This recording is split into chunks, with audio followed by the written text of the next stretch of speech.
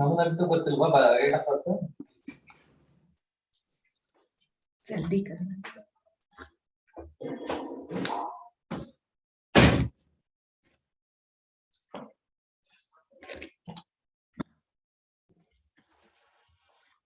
I will start. I will wait. Yes, madam. Yes, ma'am. Yeah.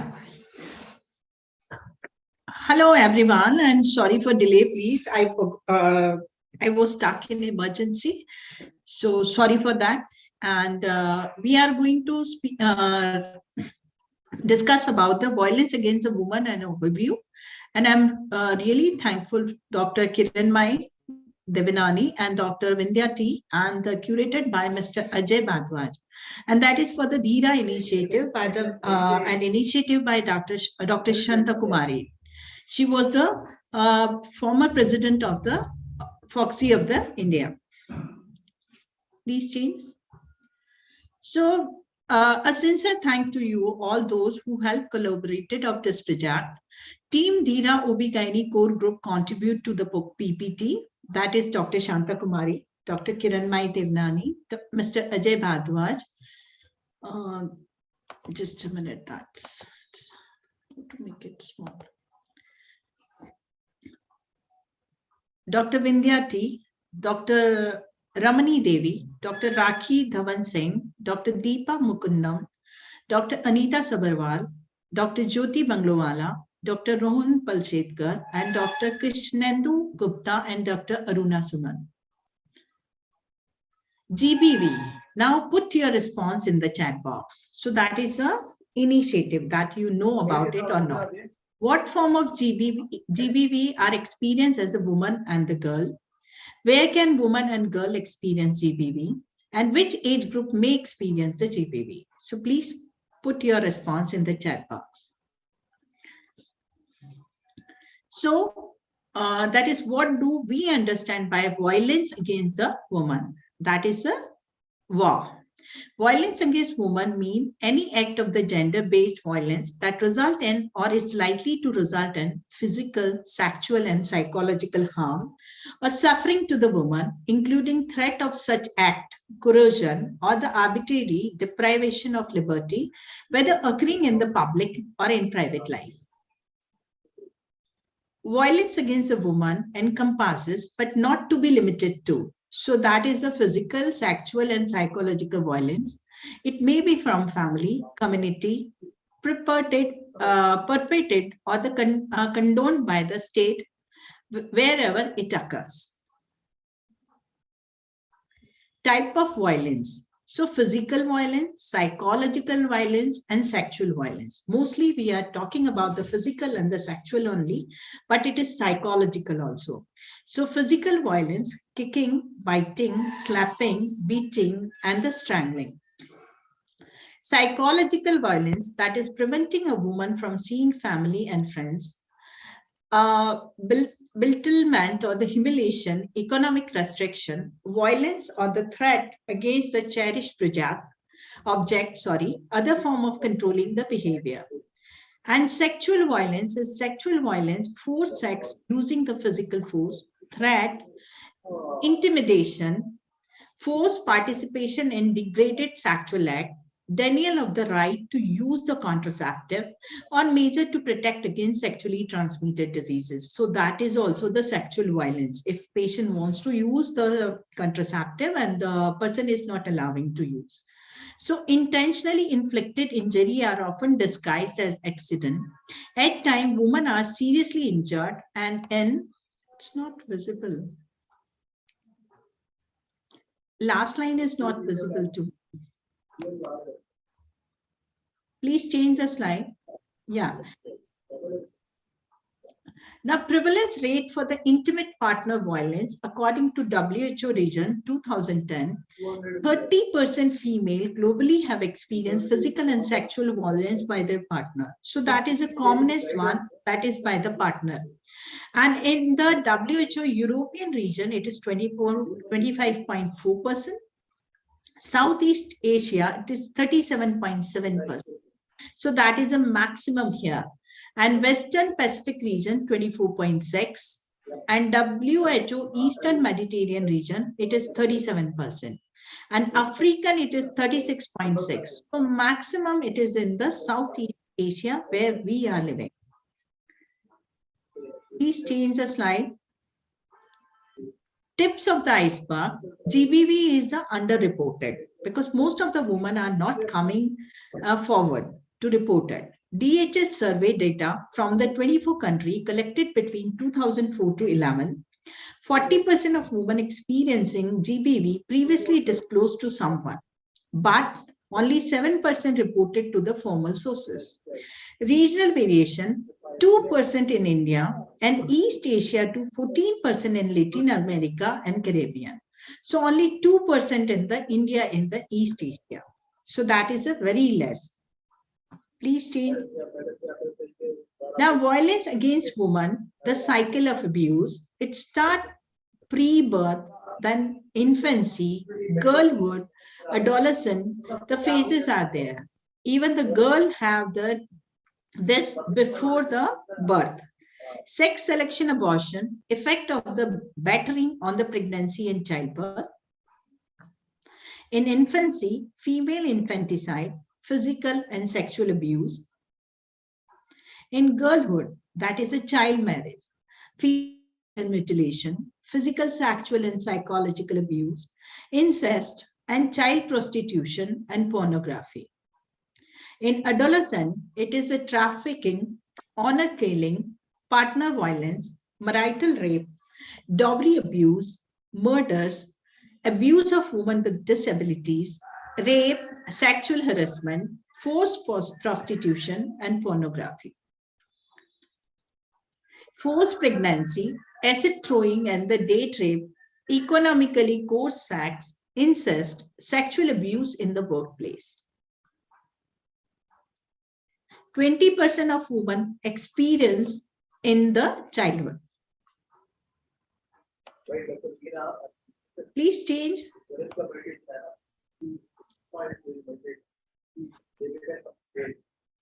Now, 60 million women globally are married before 18 years. 50% of the child marriage occur in the South Asia. 125 million women in 29 countries in Africa and Middle East experience the FGM.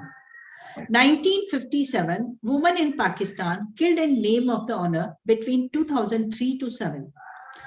11.4 million women trafficked globally. 30% experience intimate partner violence, so that is very high. 7% sexually assaulted by someone other than the partner. Health impact of the GBV on the individual. It may be physical, it may be reproductive.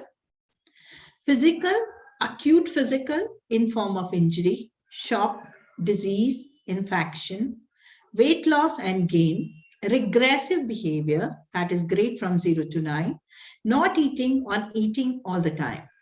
Chronic physical, that is a disability, chronic pain, gastrointestinal disorders, eating disorder, sleep disorders, and chronic fatigue. Reproductive, it is miscarriage, unwanted pregnancy, unsafe abortion, STI including HIV, menstrual disorder, pregnancy complication, and gynecological disorders. Effect beyond the individual survivors. Effect on the children of the woman who experience abuse, because children are also affected by the maternal abuse. Higher rate of infant mortality, behavior problem, anxiety, depression, attempted suicide, poor school performance, physical injury or health complaints, experiencing or perpetrating violence as adult. Effect on family, fractured family relationship, safe care if abuse happen in the home, housing instability, co-occurring violence, poorer collective health and coping. Effect on community and society, cost of service incurred by victim and family, that is a health, social justice, etc. Loss of education and potential development and contribution by the child as they become an adult. So perpetuations of the violence in community, and higher crime rate, burden on safety and justice.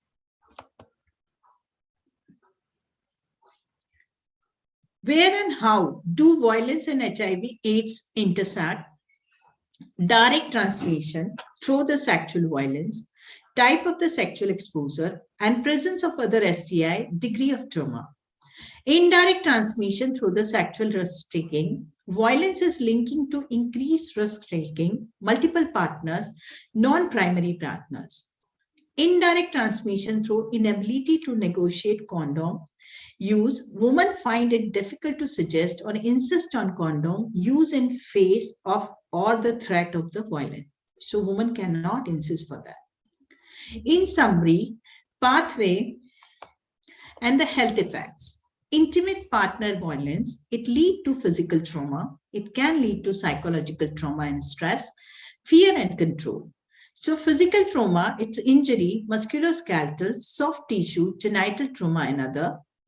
It can lead to the mental health problem. It can be because of psychological, it may be because of physical trauma, that is a PTSD, that is a post-traumatic stress disorder, anxiety, depression, eating disorder, and suicidality. It may lead to the substance use like the alcohol, other drugs, and tobacco. And it leads to non-communicable diseases like cardiovascular disease and hypertension. Somatoform, irritable bowel, chronic pain, chronic pelvic pain. And when fear and control and psychological trauma, it may limit sexual reproductive control, lack of contraception, unsafe sex, healthcare seeking, lack of autonomy because patient cannot decide for herself.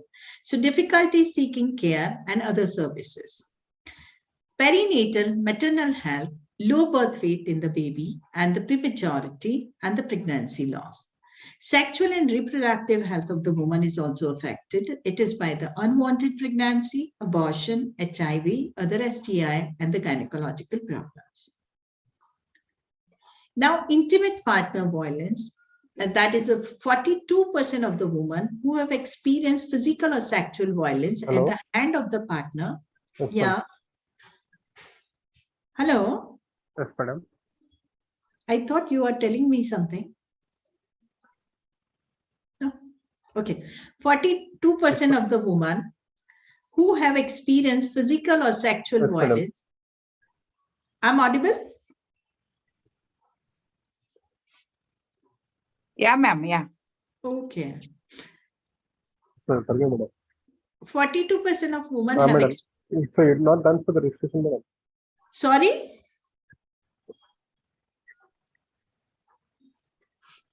Yasmin, I think this is the someone is not muted and Okay, sorry, ma'am. Sorry. Okay.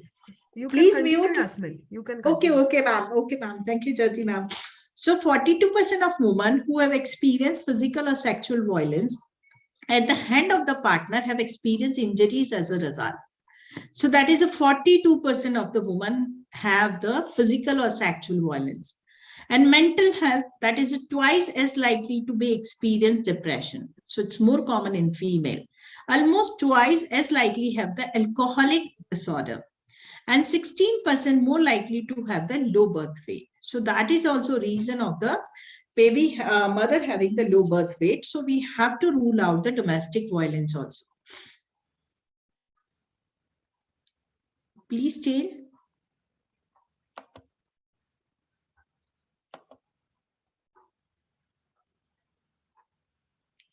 Now, twice as likely have the abortion and 1.5 times more likely to acquire HIV and 1.5 times more likely to contract syphilis infection, chlamydia or gonorrhea. That we know if the patient have the one STI, there's a chances of the other STI also.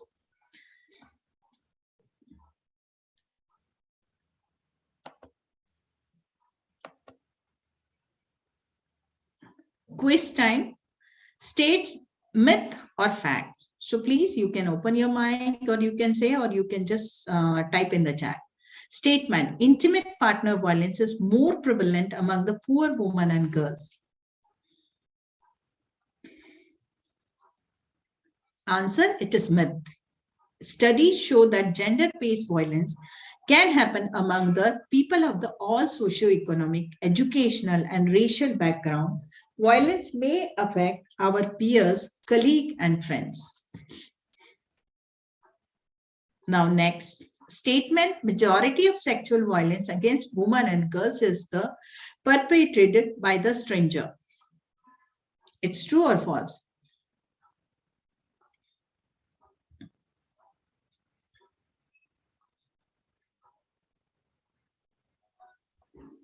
False.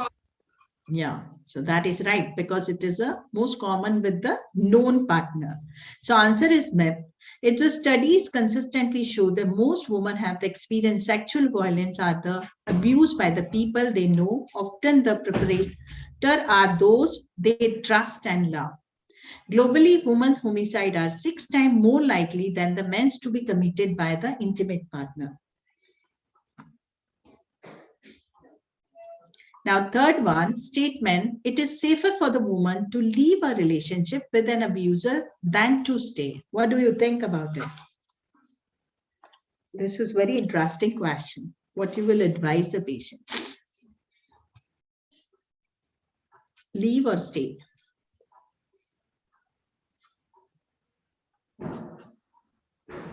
Leave. Leave. Okay, everybody is telling leave, but the answer is not that. Answer, it is myth. Violence often continue and may even increase after woman leave her partner. So in fact, a woman's risk of being murdered is greatest immediately after separation. So that is a fact. That is a myth. Yeah, Dr. Surekha, it's right. So GBV is a serious human right, health and developmental issue impacting survivor, their families, and their health and development of the entire community. So please, registration and pre-test, post-test and feedback. So you will get the certificate. Certificate will be awarded to participant on course attendance, submission of registration, pre-test, post-test feedback. It is necessary to fill the pre-test and post-test feedback. Thank you.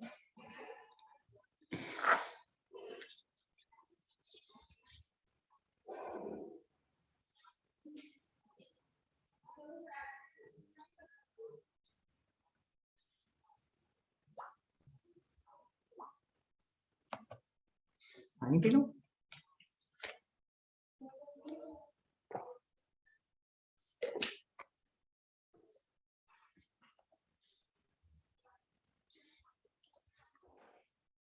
So any question in this, or we'll continue with the next?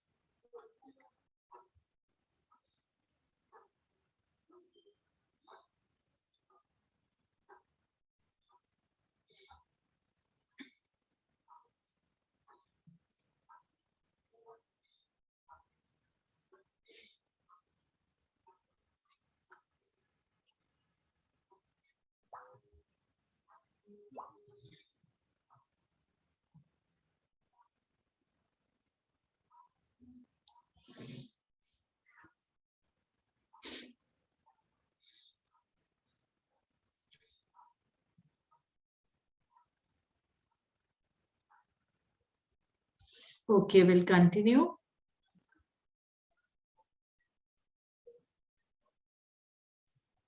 Second talk should be continued. Yeah, he will post.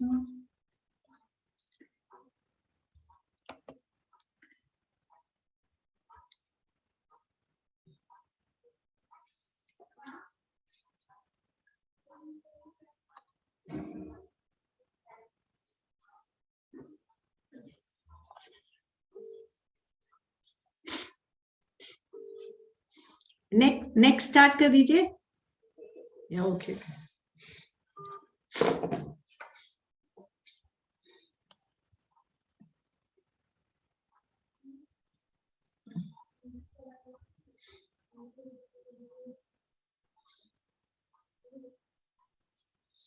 Now we are starting next lecture.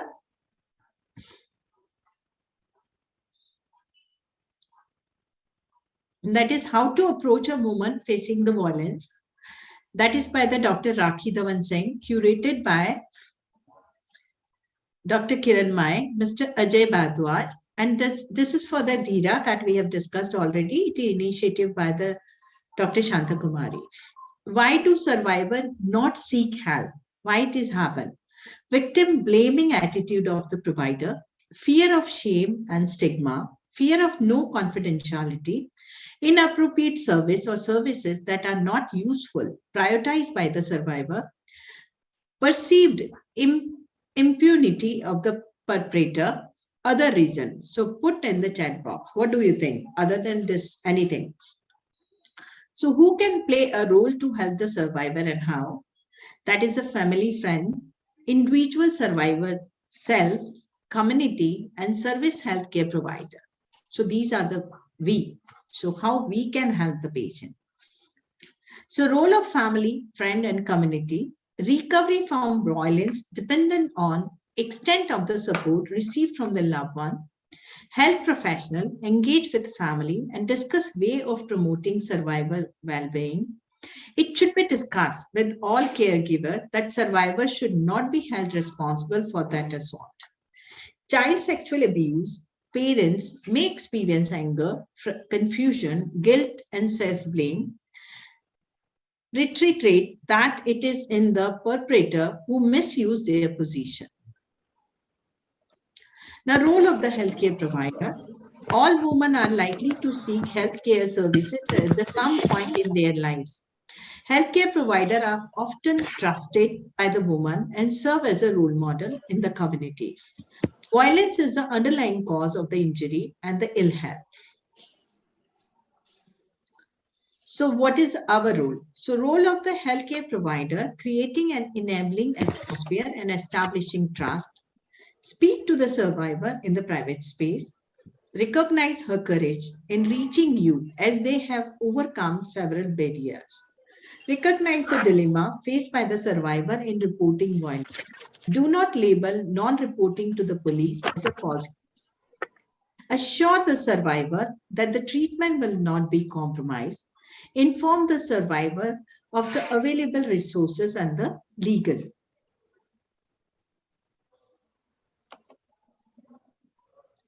Role of the healthcare provider, facilitation and demystification of the medical procedure.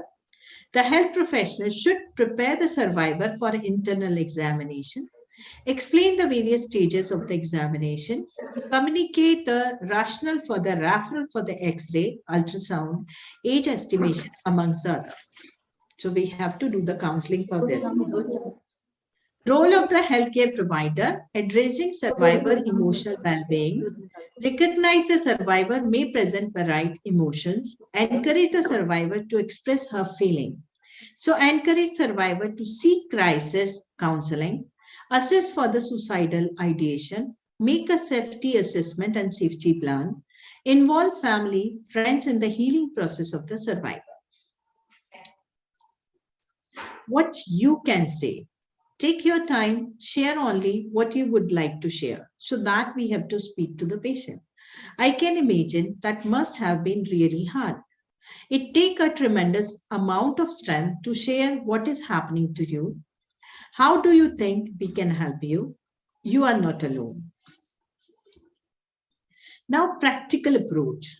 Always that we have to follow this solar.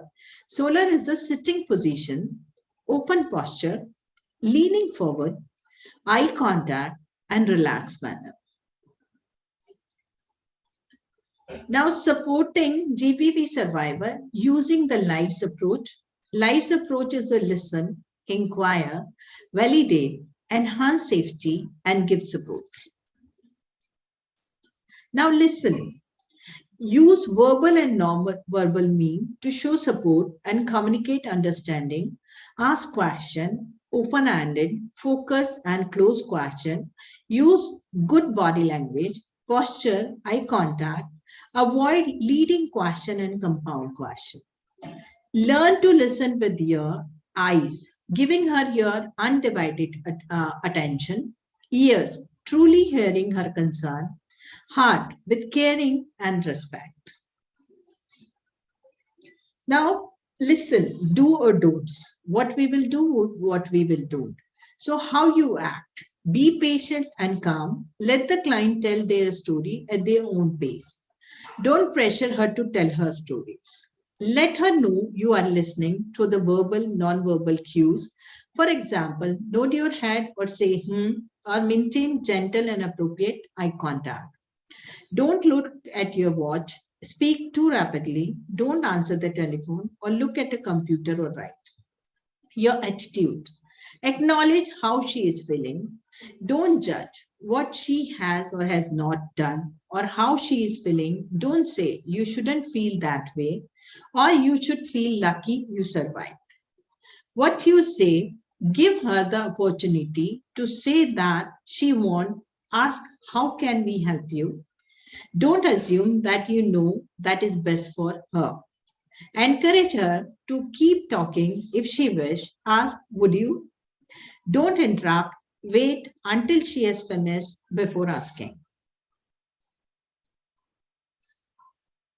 Now listen, do and don'ts. Allow for silence. Give her time to think. Don't try to finish her thought for her. Stay focused on her experience and on offering support. Don't tell her about someone else's story or talk about your own troubles. Acknowledge what she wants and respect her wishes. Don't think and act as if you must solve her problem for her. You are not the one who is going to solve her problem. So inquire about the needs and concern, how you act, that is a lives. L is a phrase your question as an initiative to speak. Ask open-ended question instead of yes or no question. Check your understanding by restating what he says. Reflect back to the client the feeling they express. Explore as needed. Ask for clarification if you don't understand. Help her to identify and express her need and concern.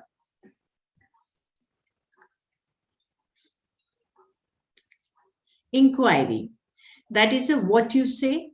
The question we can ask, what would you like to talk about? How do you feel about that? You mentioned that you feel very frustrated. It sounds if you are feeling angry about that. Could you tell me more about that? Can you explain that again, please? Is there anything that you need or are concerned about? You seems to be saying that. So these are the questions. Now validate. How to validate? Validate does not mean to try and verify the survivor's story. For example, through interviewing the alleged perpetrator or witnesses, this is not a safe, appropriate, ethical, or recommended. Validate, show that you understand and believe them. It is not your fault. You are not to be blamed. You did the most important thing you could do in that moment and you survived. Help is available. Say this only if it is true. If available, then give. No one deserves to be hit by their partner. You are not alone. Unfortunately, many other faces this problem. What happened has no justification or excuse. Your life, your health, you are of value. Everybody deserves to feel safe at home. I am worried that this may be affecting your health. Last line is not visible for me. Empathy versus sympathy. That is very important. Creating the boundaries. What is sympathy? Sympathy is a personal, emotional identification with survivor's experience and implies that the service provider feels sorry for the survivor. It is an emotional state that leaves the service provider vulnerable to the over-involvement and can take power away from survivor.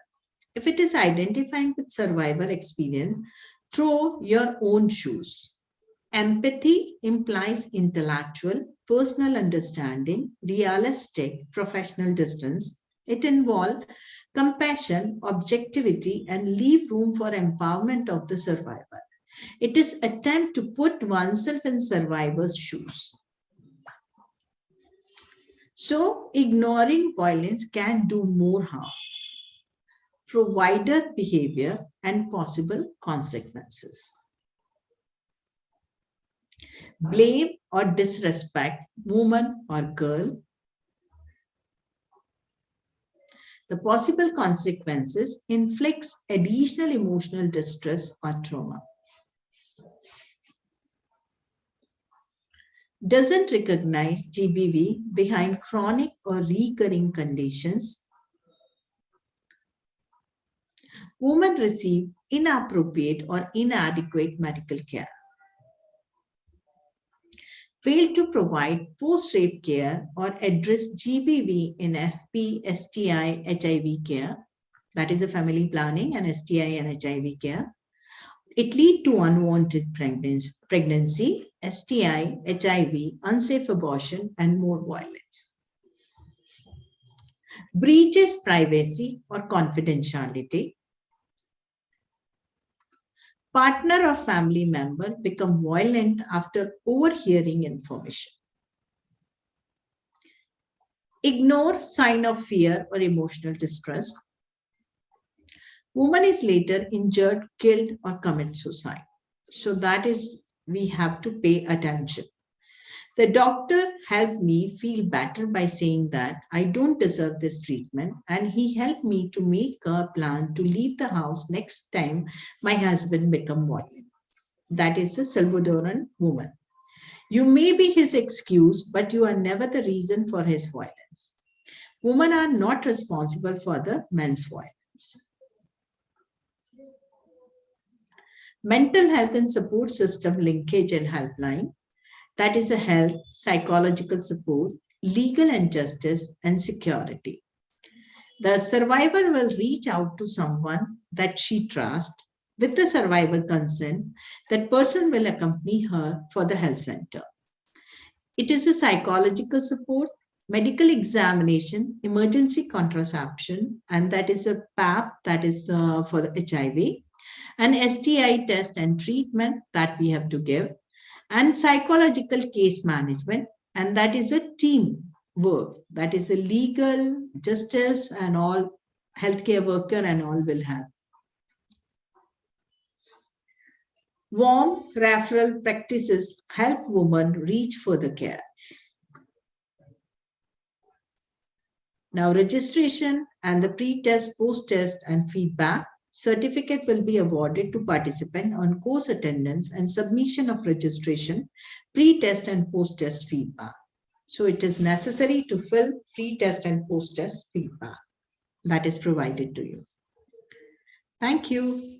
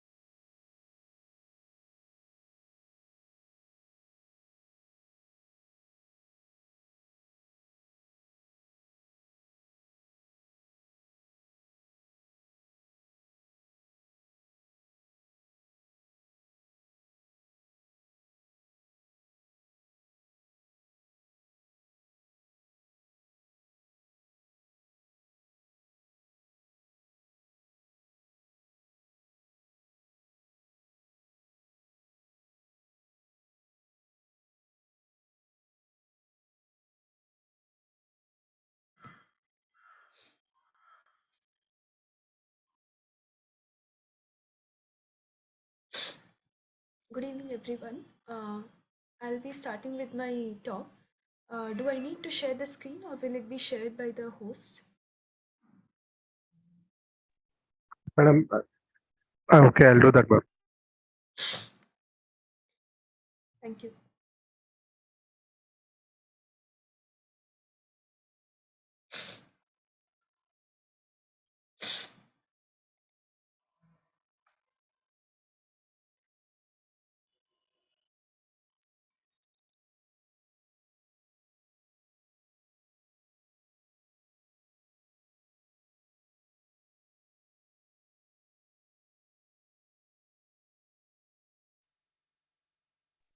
Is my screen visible, ma'am?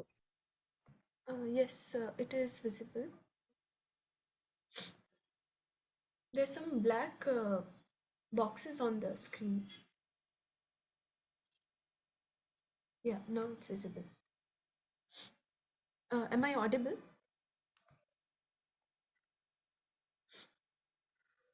Am I audible to everyone? Yes, Josna, you are audible. Okay. Okay.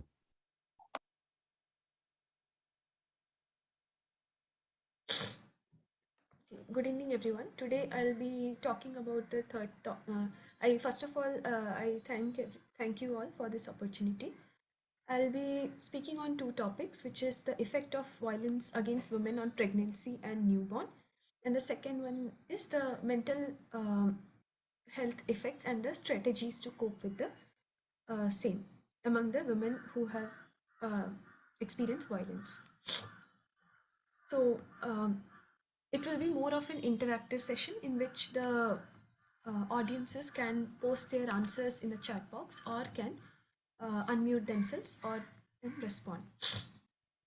We must have seen many patients in our day-to-day practice as residency, as consultants, that who present to the OPD and may have some subtle signs or even obvious signs which may be suggestive of violence. So, how do they usually present? Have you ever diagnosed a woman who would have experienced a violence by an intimate partner? And what are the common uh, clinical presentations? Is it audible now? Is the volume okay?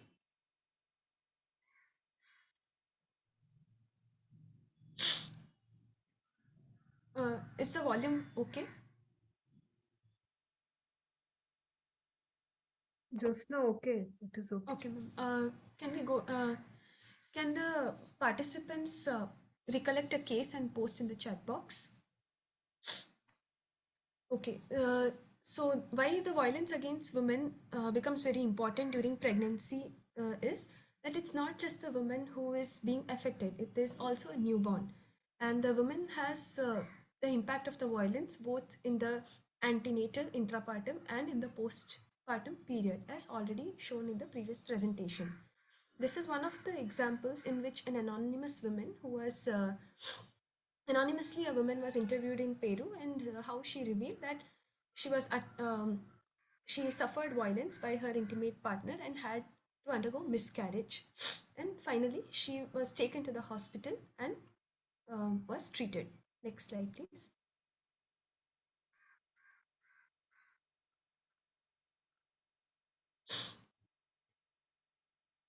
Now, the first case in which it's a case of a primigravida who has a history of pre-labor rupture of membrane and had a prolonged obstructed labor and ultimately presented in a state of shock with ruptured uterus and expired.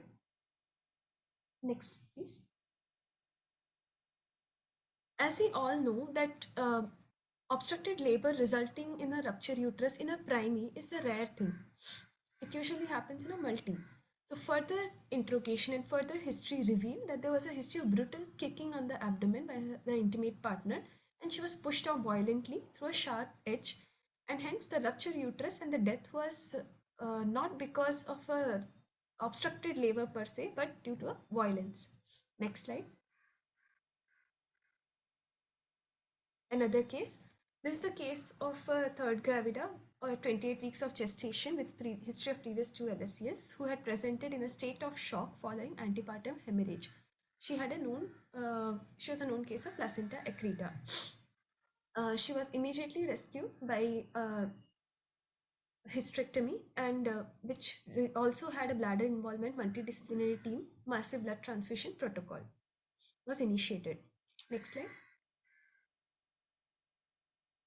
And on further interrogation, it was revealed that there was a history of husband kicking on the abdomen, which had precipitated the antepartum hemorrhage. Next slide, please.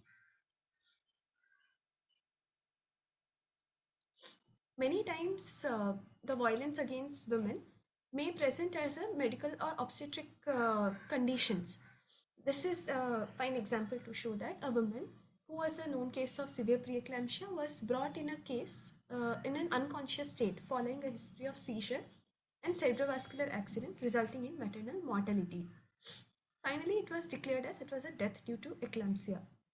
However, sometimes with eclampsia, unless and until there is a massive intracerebral bleed, they regain consciousness. But what the postmortem revealed was there was a fracture in the skull and cerebral hemorrhage, and there was a history of violence by husband, and hence it was a direct death due to violence and not because of eclampsia per se. The seizures were precipitated by the violence had precipitated the seizure. Hence, this was a case of a hidden violence masquerading as a maternal disorder of eclampsia. Next slide.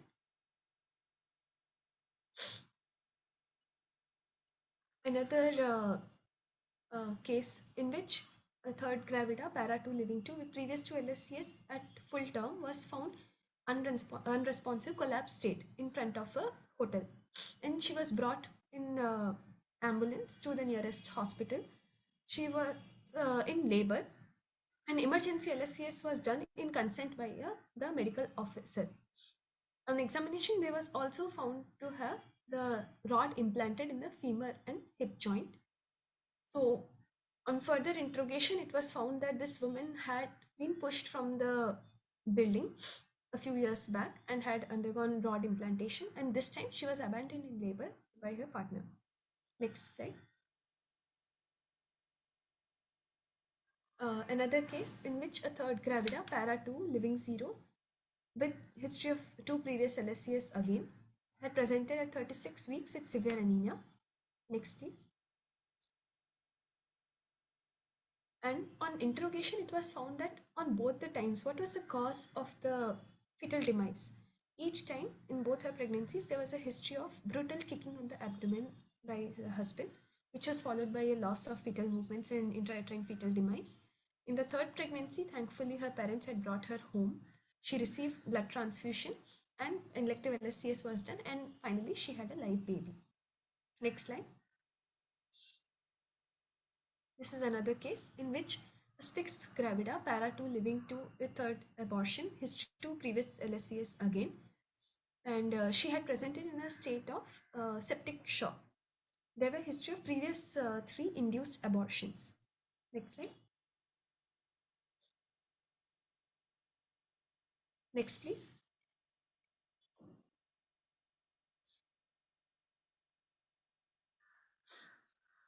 Hence, this domestic violence history which had resulted. Can we go to the previous slide?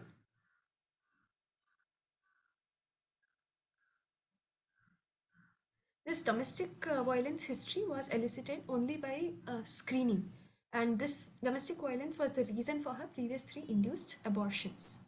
Next slide, please.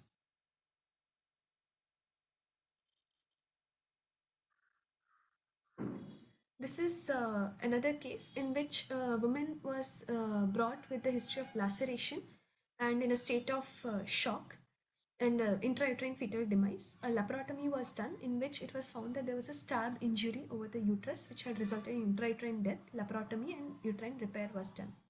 Next slide.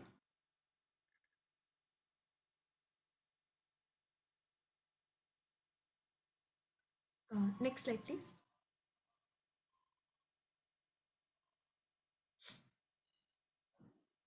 Next slide, please. Yeah. So, as already told, that we as obstetrician and gynecologists have a special position in identifying women who are experiencing violence because of our nature with a relationship. They are more likely to come to our clinic in the following situations. For example, in adolescent period, in the pre-conceptional or periconceptional counseling period, as a result for treatment for infertility, in the antenatal period, family planning, postnatal period, well women clinic, and in the gynecological OPDs. Next slide. As I already said, we have multiple opportunities to interact with them. Next slide.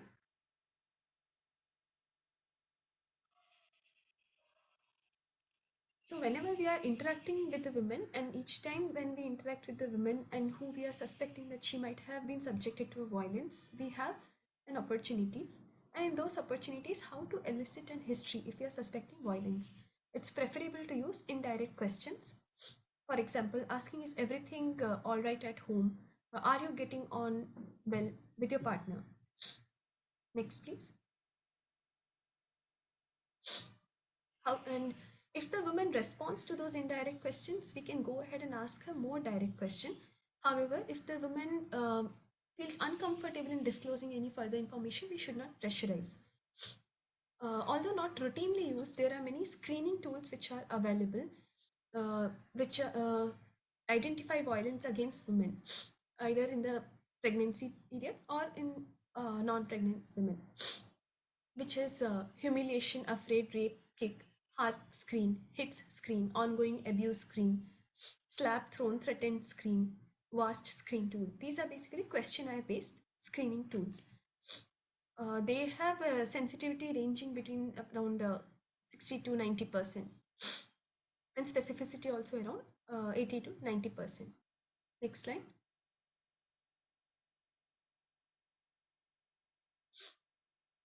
And as per WHO 2018 guidelines in violence against women, it is recommended that all health professionals should have at least a basic training in the first line response to any sort of family violence. We should be able to recognize who are the women who might have been subjected to violence.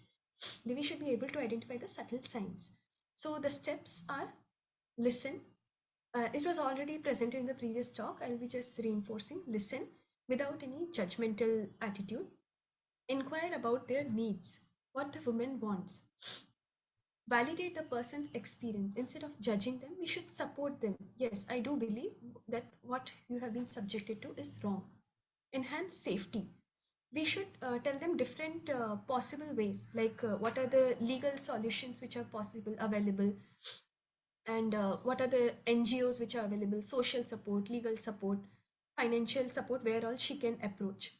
And not just inform them about this support system. This support should be ongoing, and there should be a method of follow-up.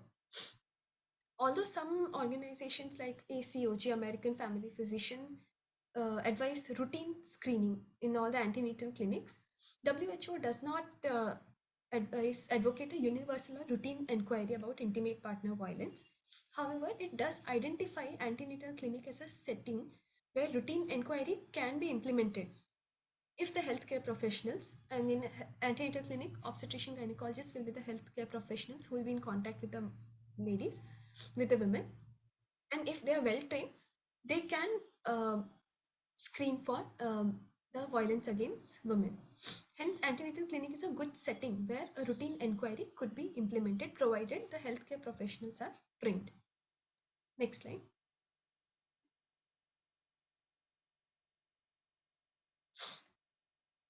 Hence, the evidence of benefits and potential harms of clinical inquiry and subsequent intervention also we should keep in mind. For example, when we are asking some questions regarding intimate partner violence, we should ensure that the woman is in a safe environment, that the partner who is causing violence is not around, and the woman is free to talk. The detailed guidance on responding and how to elicit history or to a patient who has experienced intimate partner violence can be read in the 2013 WHO guidelines. Next slide. This was the basic overview of intimate women violence against women in pregnancy and newborn period. Next, I'll be going to the mental support.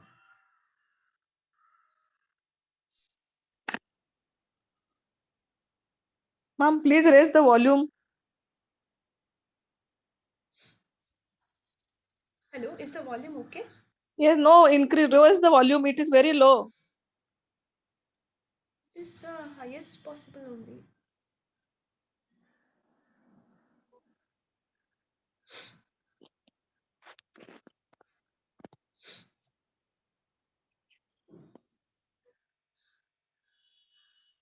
Raise the volume of the computer.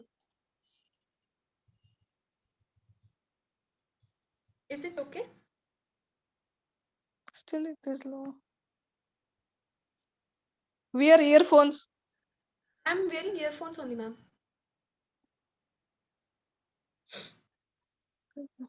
Hello. Is it okay now? Just sit. It's okay.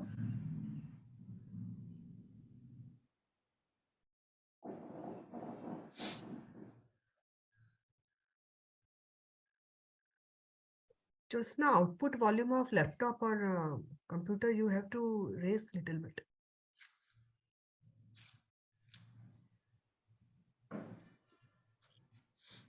Is it fine now, ma'am?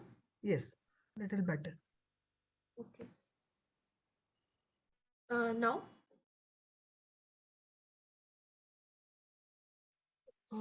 In your computer, there is a audio setting. Uh, Just keep the mic just nearer to your mouth because sometimes the voice breaks. Yeah. Is it okay now? Yes. Okay, ma'am. Can we go to the full screen mode, please? Yeah, so now I'll be talking about the mental health issues among the women who have suffered violence. Next slide. Again, this begins with a case in which 26-year-old Mrs. R was brought to the hospital with complaints of sudden onset abdominal pain at 28 weeks of gestation. This was her first pregnancy. She was a preemie and without any other comorbidities. On examination, the general condition of the patient looked very depressed and her vitals were stable. Uterus corresponded to the period of gestation and it was mildly acting and fetal heart was normal. Vaginal examination was unremarkable and on further history, it was found that there was a history of violence by her husband, being beaten by her husband. Next slide. So, whenever we are encountering or interacting with a woman who has experienced violence, we should know what are the details need to be gathered from the patient. Do we need to inform the police? How to counsel the patient? What are the problems that patient can come across? What is the importance of family counseling? Any drugs which can be suggested, and what are the possible after effects of the IPV? These all form the spectrum of the mental health issues of intimate partner violence. And we should know that the mental health impact which the women who have faced violence cannot be sorted out only just at our level as obstetricians and gynecologists. It involves a multidisciplinary team of psychiatrists and psychologists also. Next slide. And why mental health support is needed? Because a violence against women is also a trauma.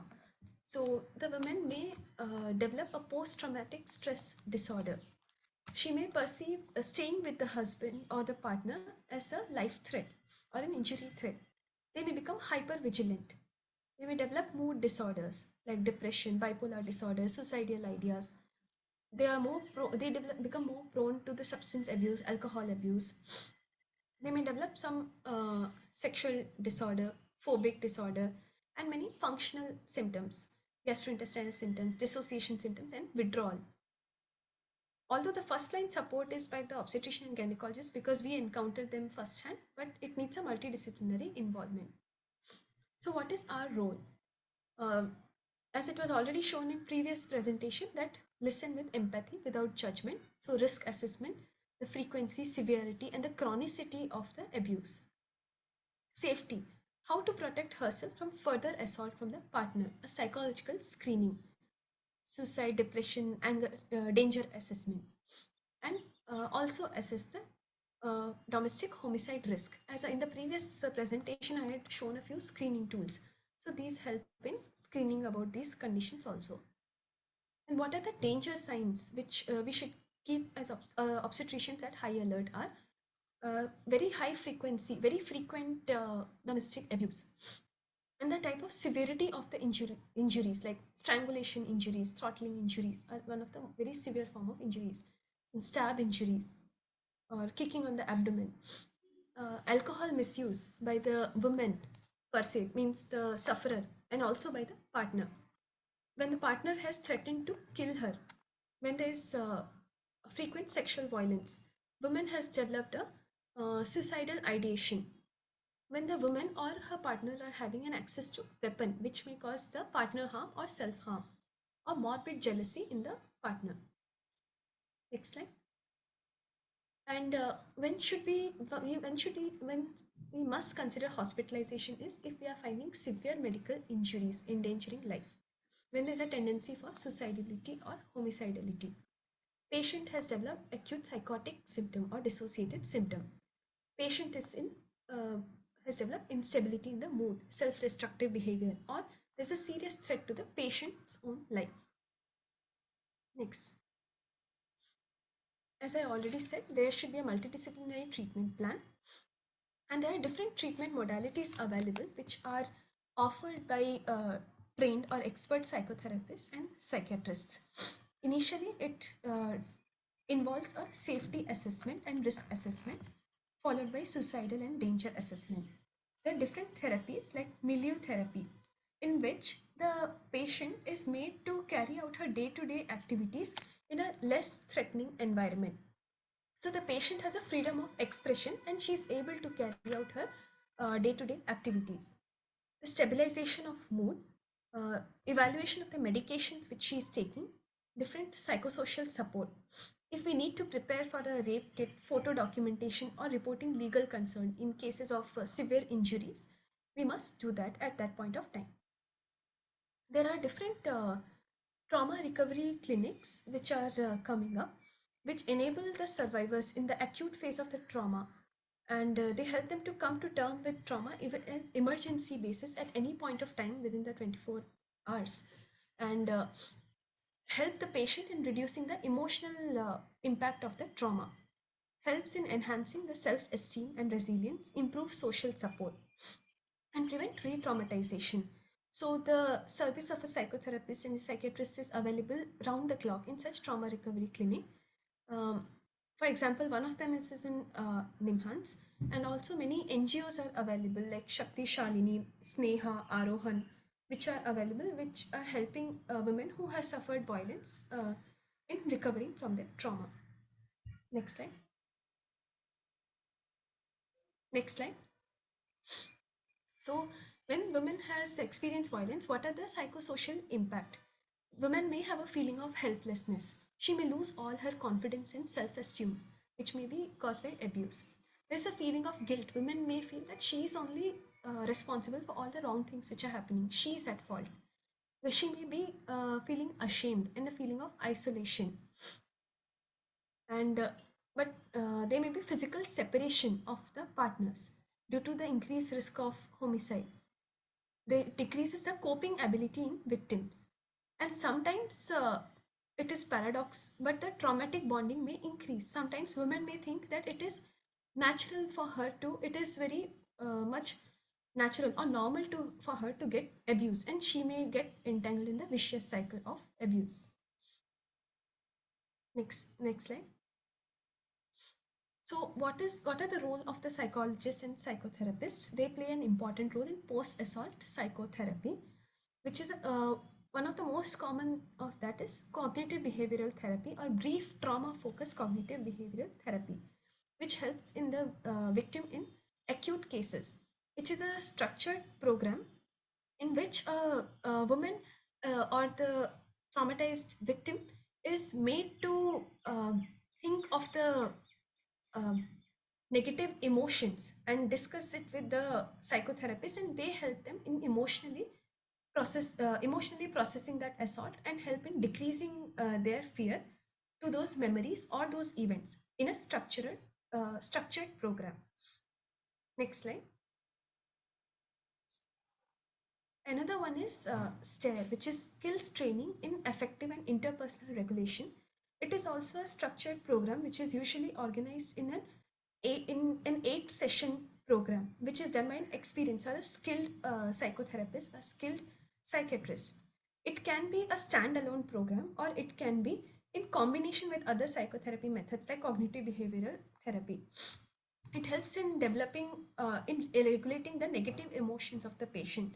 It helps in patient coping up with the negative trauma memory, effective expressions of the negative emotions, and helps in developing the interpersonal skill. Next slide. Another one is interpersonal psychotherapy. As we know that our interpersonal relationships can affect our mood, and vice versa. Our mood can affect our interpersonal relationships. So this is also a structured psychotherapy which involves around 12 to 16 sessions, and it is useful in women who are suffering from depression following violence, and it is a non-exposure based treatment for post-traumatic stress disorder. And next slide.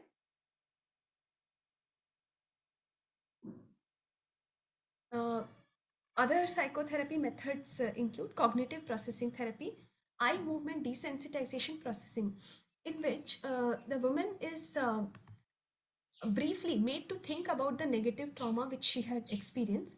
At the same time, by eye movement, stimulation is given so that she can cope up with the negative experience of the trauma which she had encountered.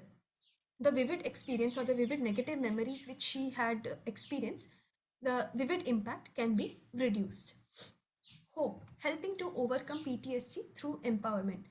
This is a method, and relapse prevention and safety relationship safety. These are interrelated, in which an experienced psychotherapist, this program, in which the experienced previous slide please, in which the experienced psychotherapist help identifies the symptoms of relapse early by finding some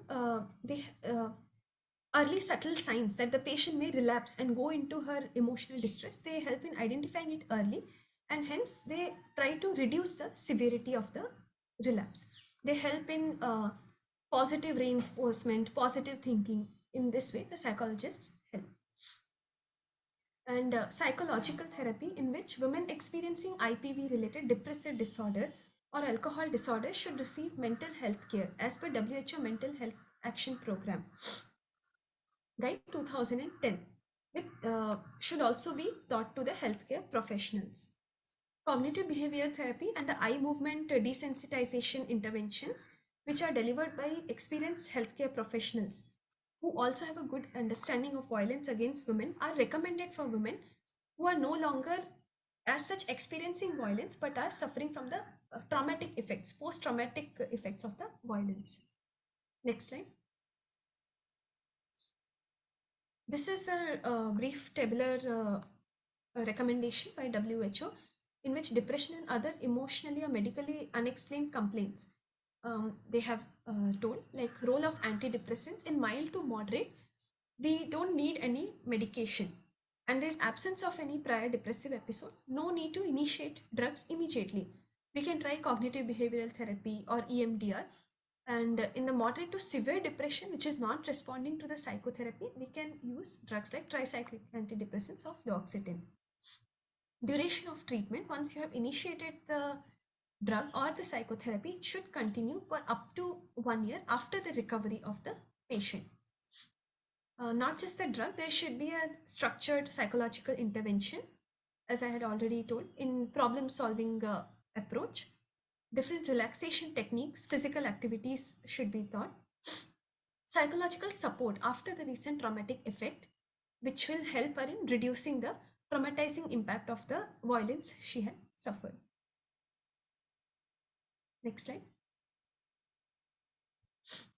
And it is not like only the women have to undergo, not just the women who need a psychotherapy, it's also the perpetrator, the person who is inflicting the violence, that is the intimate partner, also need to be taught, also need to undergo psychotherapy, so that they understand the mistake at their part also. They take personal responsibilities for violent behavior. If they have any substance abuse, they also should receive group treatment, group therapy on overcoming the substance abuse like alcohol abuse.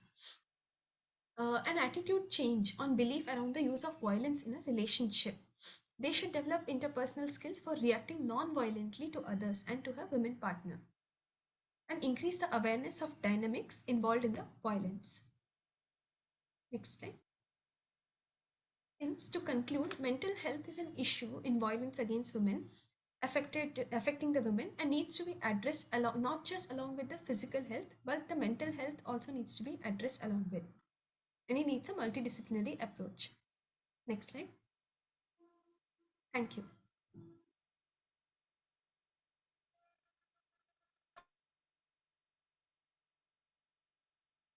Please do post questions in the chat box.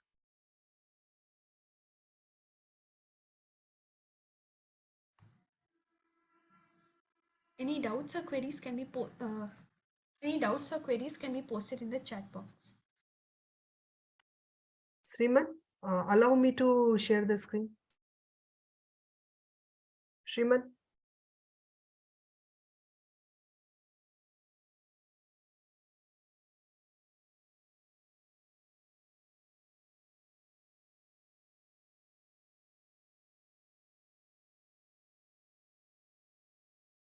Madam, Kiranmay madam is available.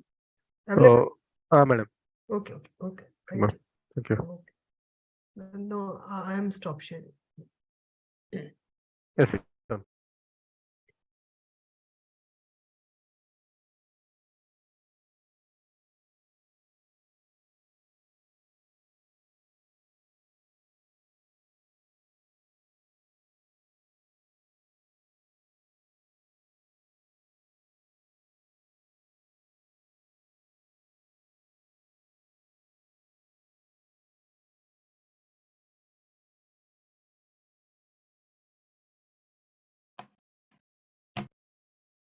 Shriman? Yes, madam.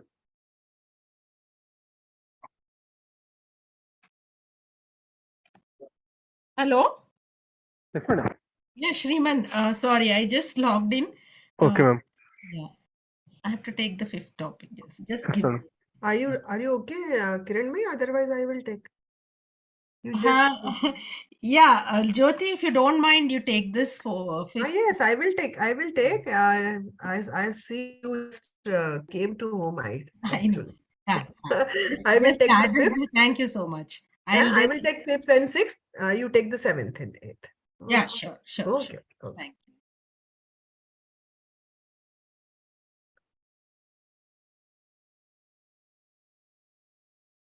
Shriman, allow me to share the screen. Madam, your co-host, madam, you can.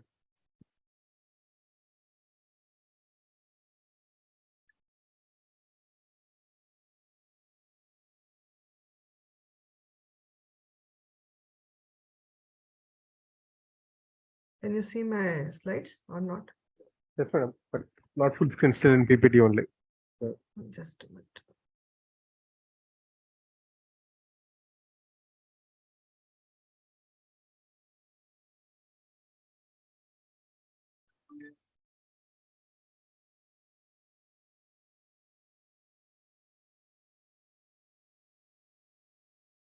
Is it full screen now? Yes, ma'am. Okay. So good afternoon, everyone. And now I am taking the fifth and sixth session of this particular DHEERA training. And I request everyone to stay till end to fill the questionnaire. So then only you can find your certificate after this training session. And this topic is challenging situations in war and self-care. This is by Dr. Kiranmay Devineni and Mr. Ajay Bhardwaj. And my heartfelt thanks to Dr. Shanta Kumari Madam for this particular initiative during her presidential tenure. And it is very useful for all of us gynecologists in day-to-day practice and in the society also. So I'm moving to this particular topic, challenging situations in war and self-care. What are the challenging issues when dealing with a survivor who may be feeling hopelessness, having suicidal thoughts, or in harm way? What would you do? You are a gynecologist and one of your patients in your clinic tells you she is being threatened by her mother-in-law, who is constantly pressurizing that she must divorce her husband because she is unable to have children. She feels hopeless and wants to give up. You would do nothing or you would do something.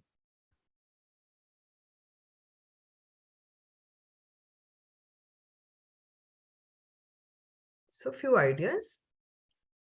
You should be able to recognize signs of depression and suicidal risk. Do not be afraid to ask, are you having thoughts of suicide? If the answer is yes, then take it seriously. Do not leave the suicidal survivor alone if there is immediate danger. Always consult a supervisor about how to refer or manage a suicidal survivor, and never make a decision on your own. This is for your own safety and well-being. Provide a referral to a GBV expert agency, OSC, for additional help if possible. And now this is a very important question. Gynecologists should not ask survivors about suicidal thoughts or attempts because it could encourage suicide attempts. Is it true or false? Please give answer in your chat box.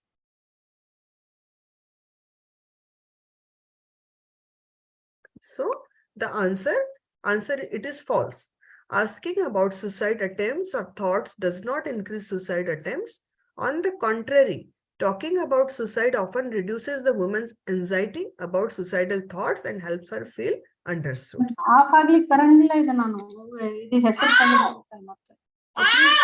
Please mute yourself.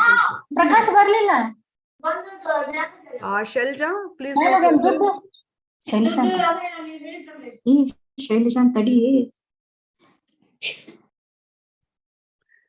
If the survivor tells you that their abuser have threatened to harm them, what should you do? Please write your answer. If any patient tells you that their abuser have threatened to harm them, what should you do?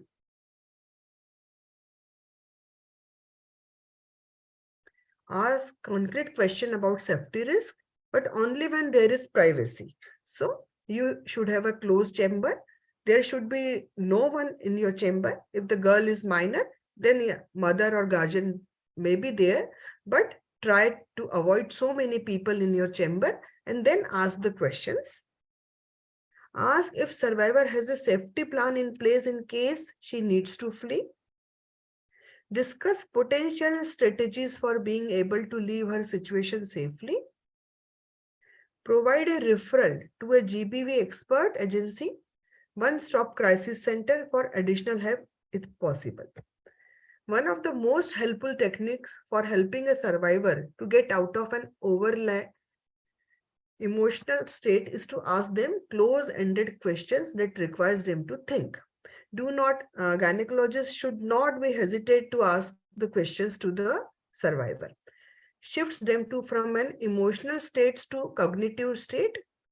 Should require short answers. Do not return to open-ended questions unless the survivor feels comfortable and has some degree of emotional control. Then, what are some examples of close-ended questions that you might go to in a situation like this? There are a few ideas, and you can also give ideas in your chat box. Give some examples. You can also write examples in your chat box, but I am giving you some examples like, how many kids do you have? Are they in school right now? What ages are they? Then challenging issues when dealing with a survivor who may be mentally ill. What should you do? State clearly who you are and your role. You should mention you are a gynecologist and you are a safe person for her, and tell her your role. Be empathetic, non-threatening, and sincere in your intention to help. Give honest, factual answers whenever necessary. If you do not know, say so. Do not belittle concerns which is survivor raises. Do not give advices as to the handling of their psychological problems. Attempt to be supportive in comments and gestures. Do not assume mentally ill people should know better, or on the other hand, that they need to be told what to do. Be careful about making any assumptions.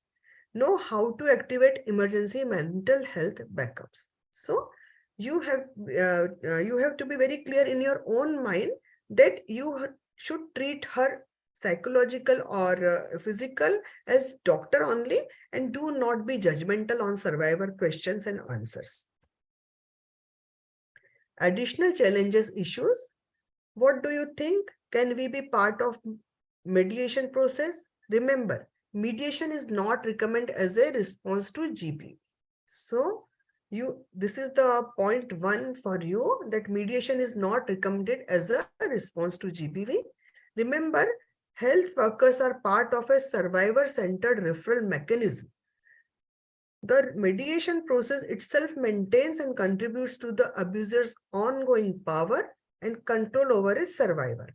The process of mediation presumes that both parties can speak freely, confidentially, and safely. That is not the case. Mediation rarely results in an end to the abuser's violence and can actually lead to an increase in violence. It's unlikely that the survivor's right will be respected. So you should have an open mind, but you should not recommend the mediation. You just listen to your survivor properly. Core safety precaution when dealing with the challenging issues or cases. Multiple people can handle difficulty better and more effectively than one person. So there should be a team approach. A service provider should never feel like he or she must work alone with a survivor. A service provider should not work with both the perpetrator and the survivor, neither separately nor in the same interview. Keep the office door open of leaving the office or home if you are feeling unsafe. Establishing a code word with co-workers to identify unsafe situations. Establish a relationship with local police or security. Use buddy system at work and to and from work, and if doing home visits. Use supervision to address security concern. A group of people can address security more effectively than an individual.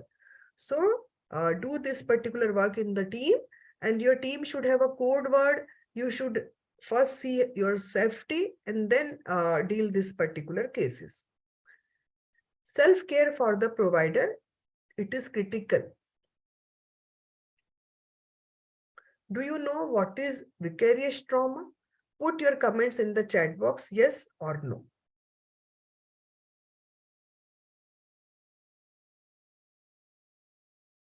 As a service provider, you should be aware of it for your self-care. Defining vicarious trauma, a change in a service provider's inner experience as a result of emotional engagement with survivors of trauma and hearing their stories.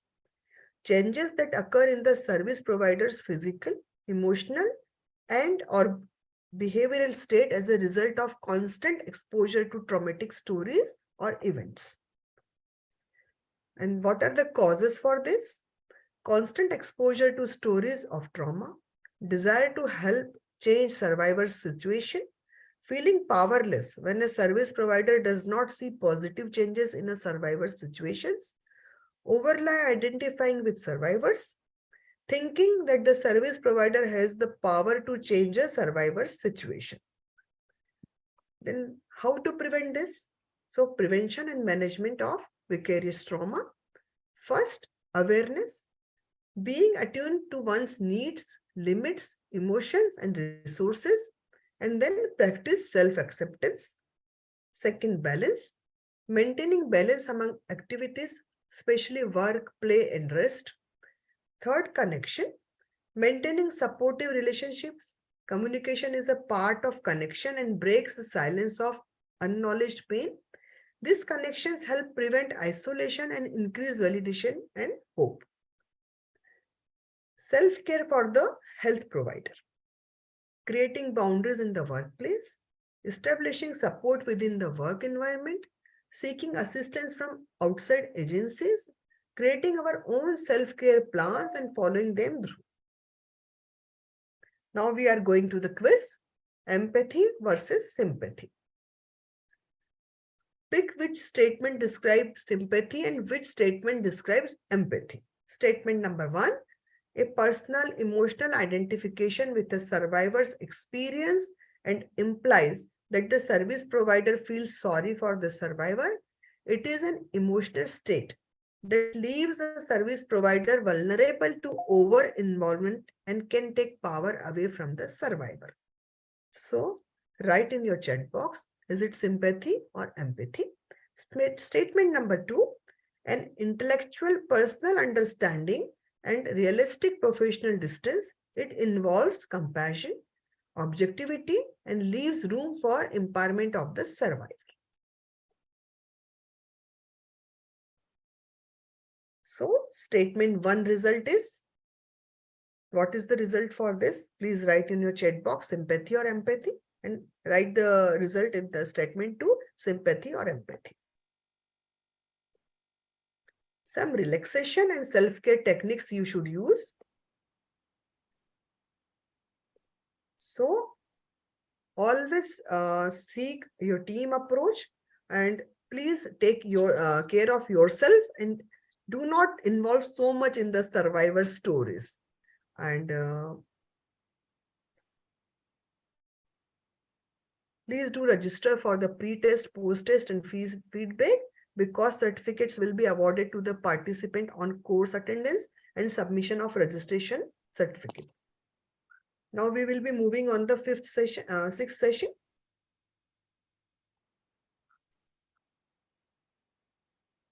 Is there any question for this particular session? Because it is very important for all the healthcare providers. Sometimes they feel very low listening all the stories from the survivors, all the time crying and seeing the abused patient. They really feel low. So please care yourself first, and then only you can care for the survivors.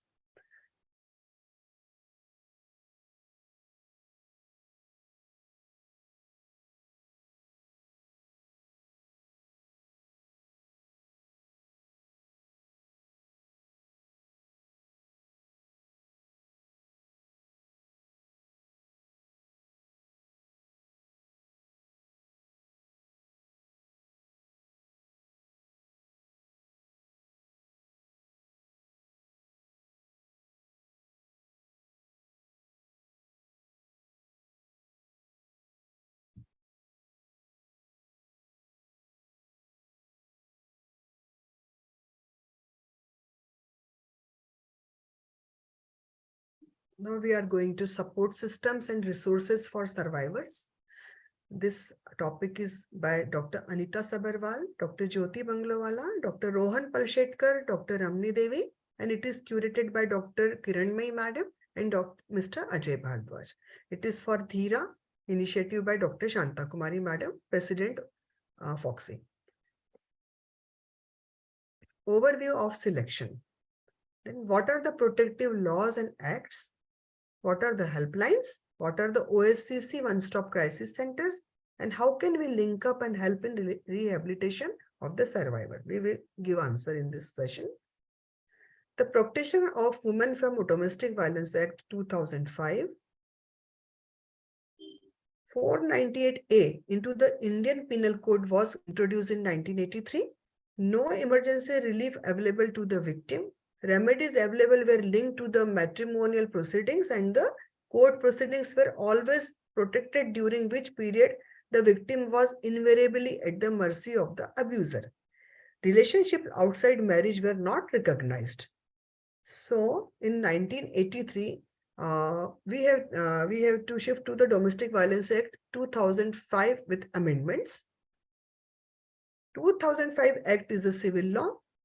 In 498, a husband is liable for punishment, but wife does not get any financial relief.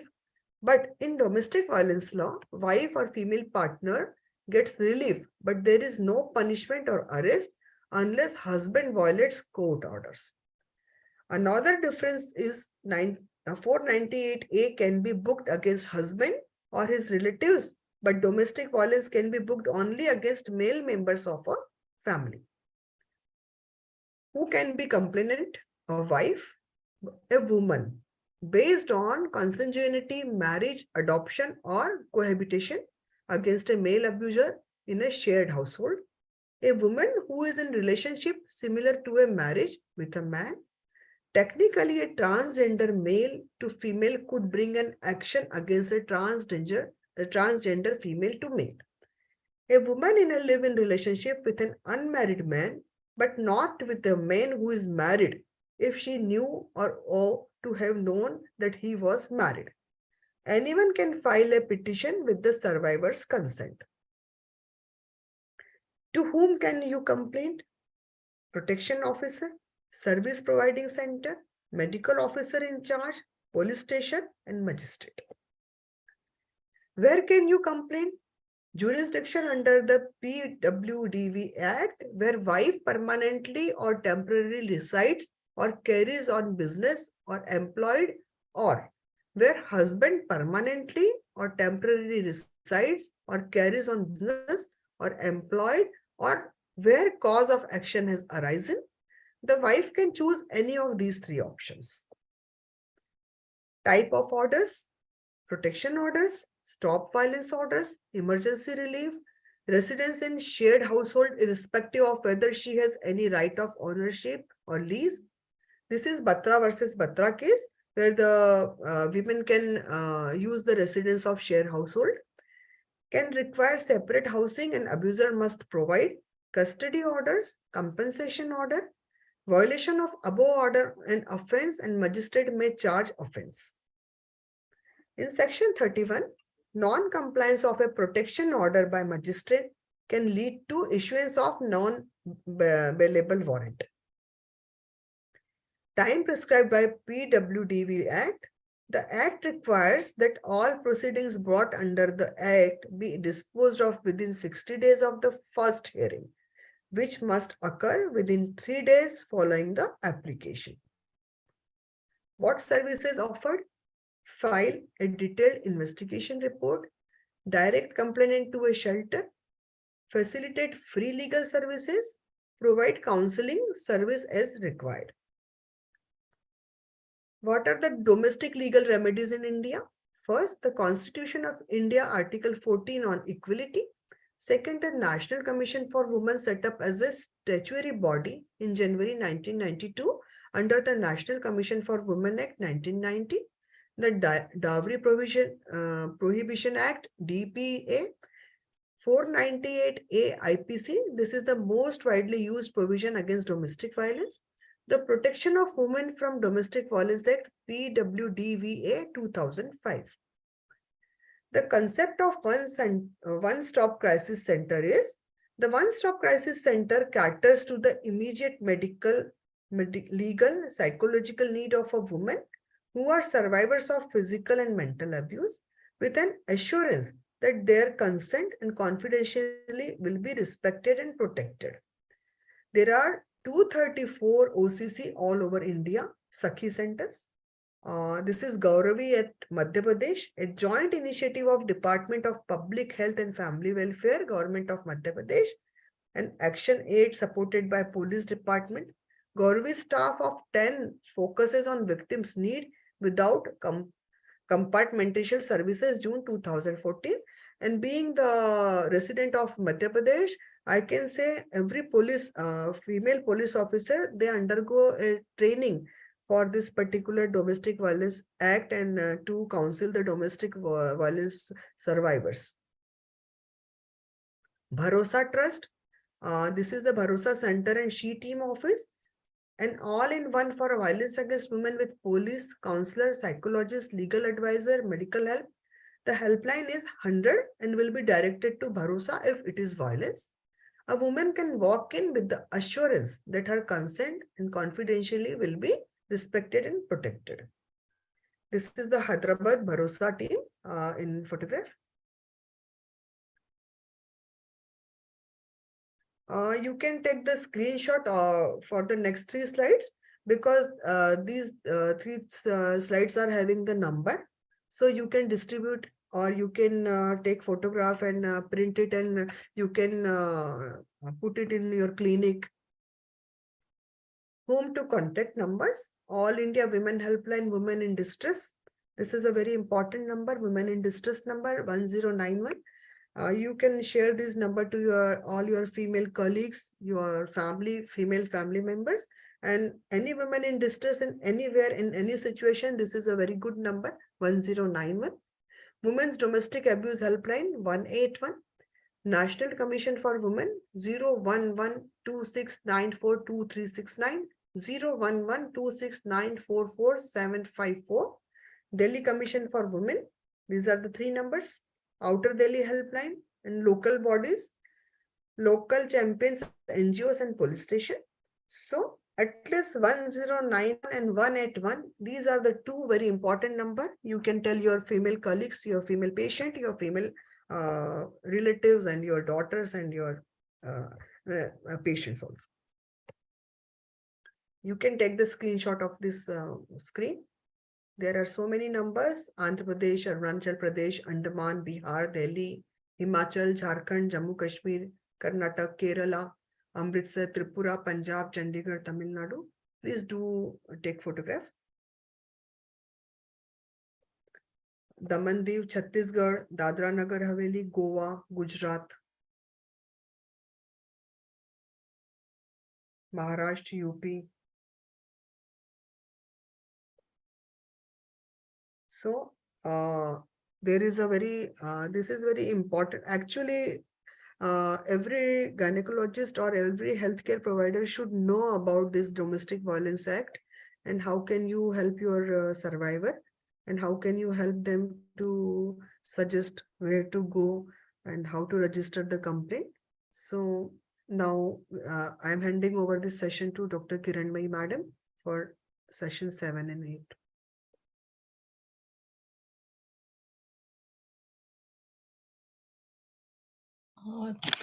Thank you so much, Dr. Tuti. So the last part of the module deals with the sexual violence survivor, and yeah, just trying to see.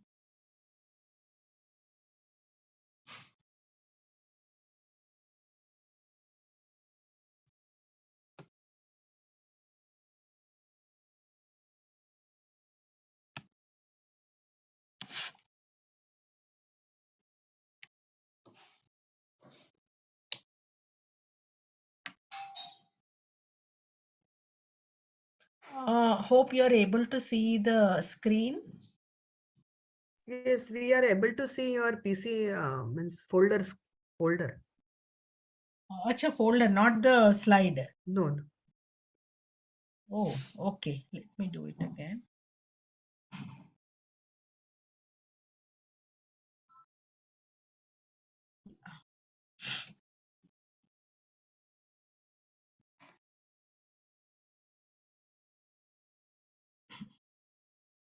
Is this okay now? Yes. Yeah. So,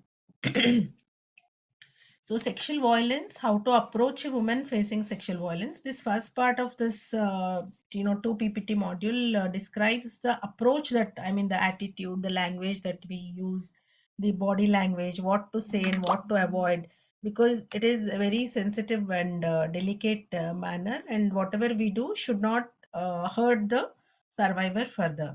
So coming to the definition, it refers to any sexual act or attempt to obtain a sexual act or unwanted sexual comments or acts to traffic that are directed against the person's sexuality using coercion by anyone, regardless of the relationship to the victim, in any setting, including at home and at work.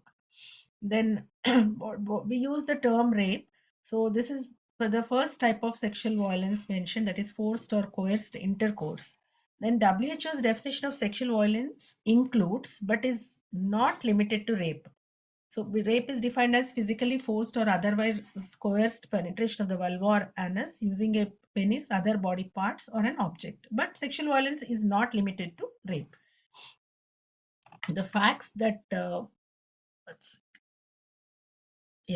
facts about sexual violence are, the chances are very high that there is someone that you know who has been sexually assaulted. It is more common than we think, and victims usually know their assaulter, and victims are never at fault for a sexual assault. That we have to remember, and whatever we do or tell should never suggest or indicate that the victims could have done better or they are at fault for the cause of this sexual assault.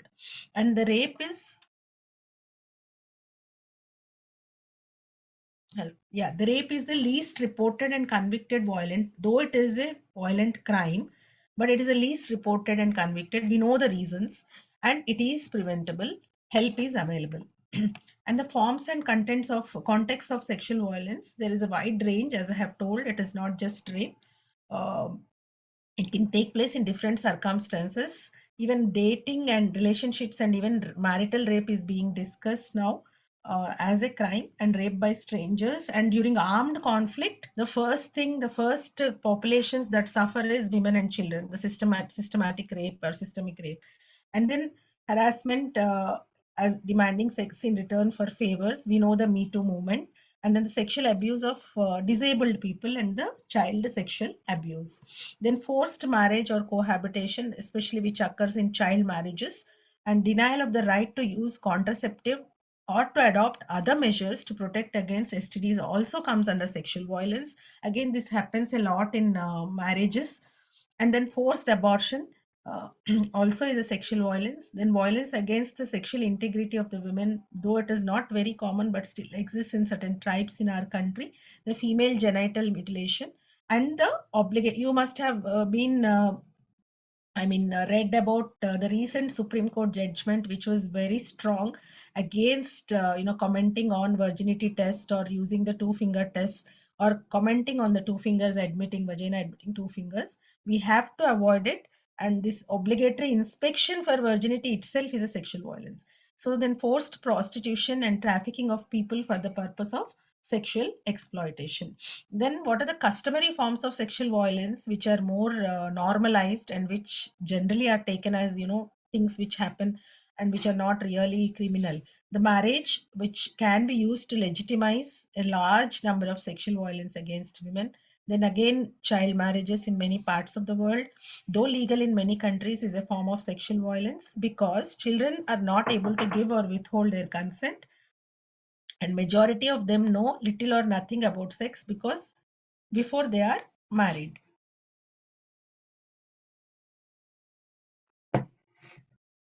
Then the consequences of sexual violence. uh, you must have heard throughout the module what are the various complications, the domestic violence or intimate partner violence. But then the sexual violence also has a lot of impact on the pregnancy and gynecological complications. You must have also noted that in the previous presentations, HIV and STIs are more than 2 times common in victims of violence, and they have mental health issues, suicidal behavior, and social ostracization, which is very, very common. Today, we have had a case of a 17-year-old who was 17 weeks, who was 26 weeks pregnant, and the mother right now has taken away the child, fearing that people in the town will know, or that people in the Saki center, they identify as they know us. So it is a loss of honor and all those. The social ostracization and victimization is a lot which affects the care that the survivors get.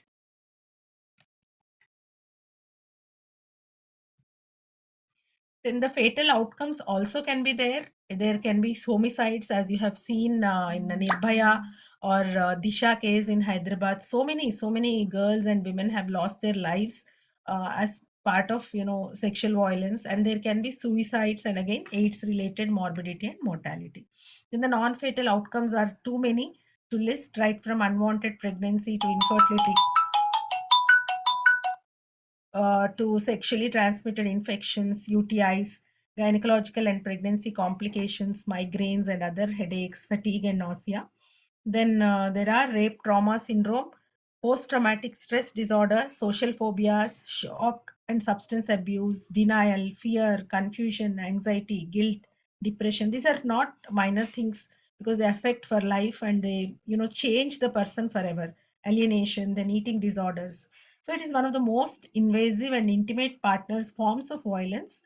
And so we have to have a trauma informed care approach, that is a multidisciplinary approach with thorough understanding of neurological effects, biological effects, physical, psychological, and the social effects of trauma and violence on the individual. So when she presents and reports a sexual assault, we have to triage the patient as a medical emergency. So no time should be lost in attending to her. And what are the immediate needs of the survivor is, one is medical needs, then psychiatric evaluation and stabilization, emotional support, and then community advocacy, then reporting, because we know by law we have to report and examine. Then again, the next part, which is very important, is the sexual assault forensic examination. We have to offer and conduct, whoever we are, whether private or public. If the girl or a woman comes to us with a sexual violence, we cannot deny, and we have to offer this examination, because two things: one is she might need medical evaluation and first aid, and second thing is the evidence, the loss of evidence is more with the passing of time. So you have to, cannot deny examination. Then collaboration with law enforcement. For example, as I have told, a minor comes with pregnancy, we have to inform the police. If it is a POXO case, then we have to liaise these days with one-stop crisis centers. And then prophylactic medications for STI and STD. Then we have to evaluate the risk for pregnancy. If it is there, conducting urine pregnancy test, or seeing for amenorrhea, and then also plan safe discharge.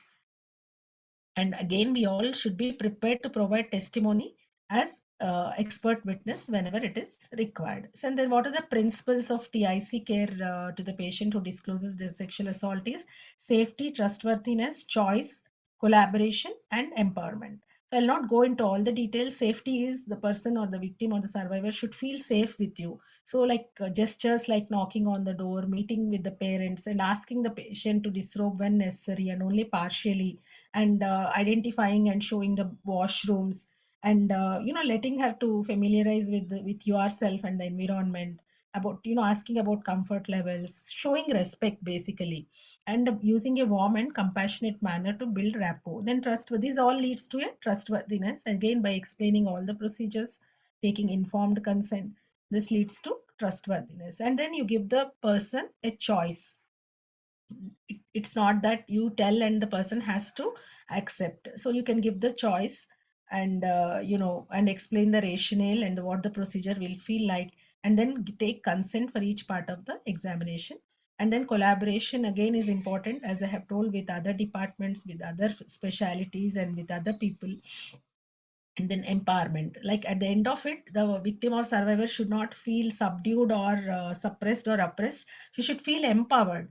Like, I mean, asking questions like what happened to you is important. Suppose you frame the question like what is wrong with you, and never ask why questions as they imply fault. Why have you gone there, or something like that. So never use a question which makes them feel oppressed, or not which takes away the power from them. So you hear the patient or the victim genuinely.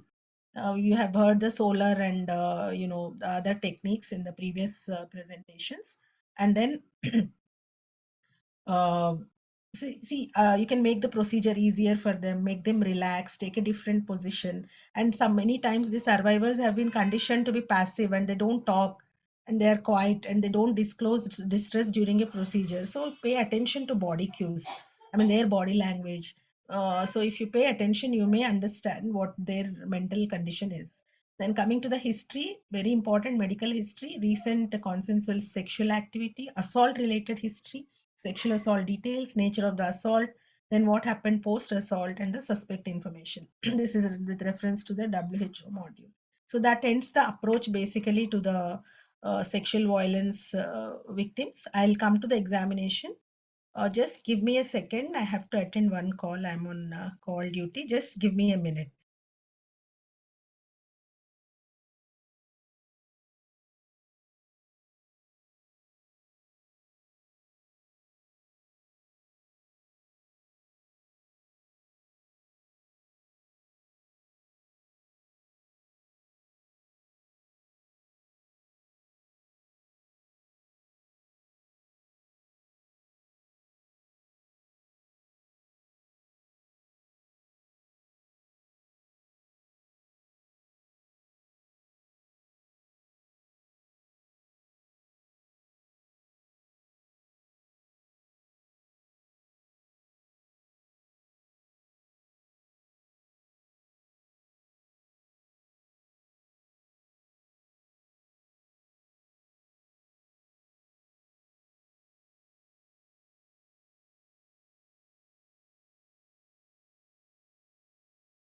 Okay, let me go with the next presentation,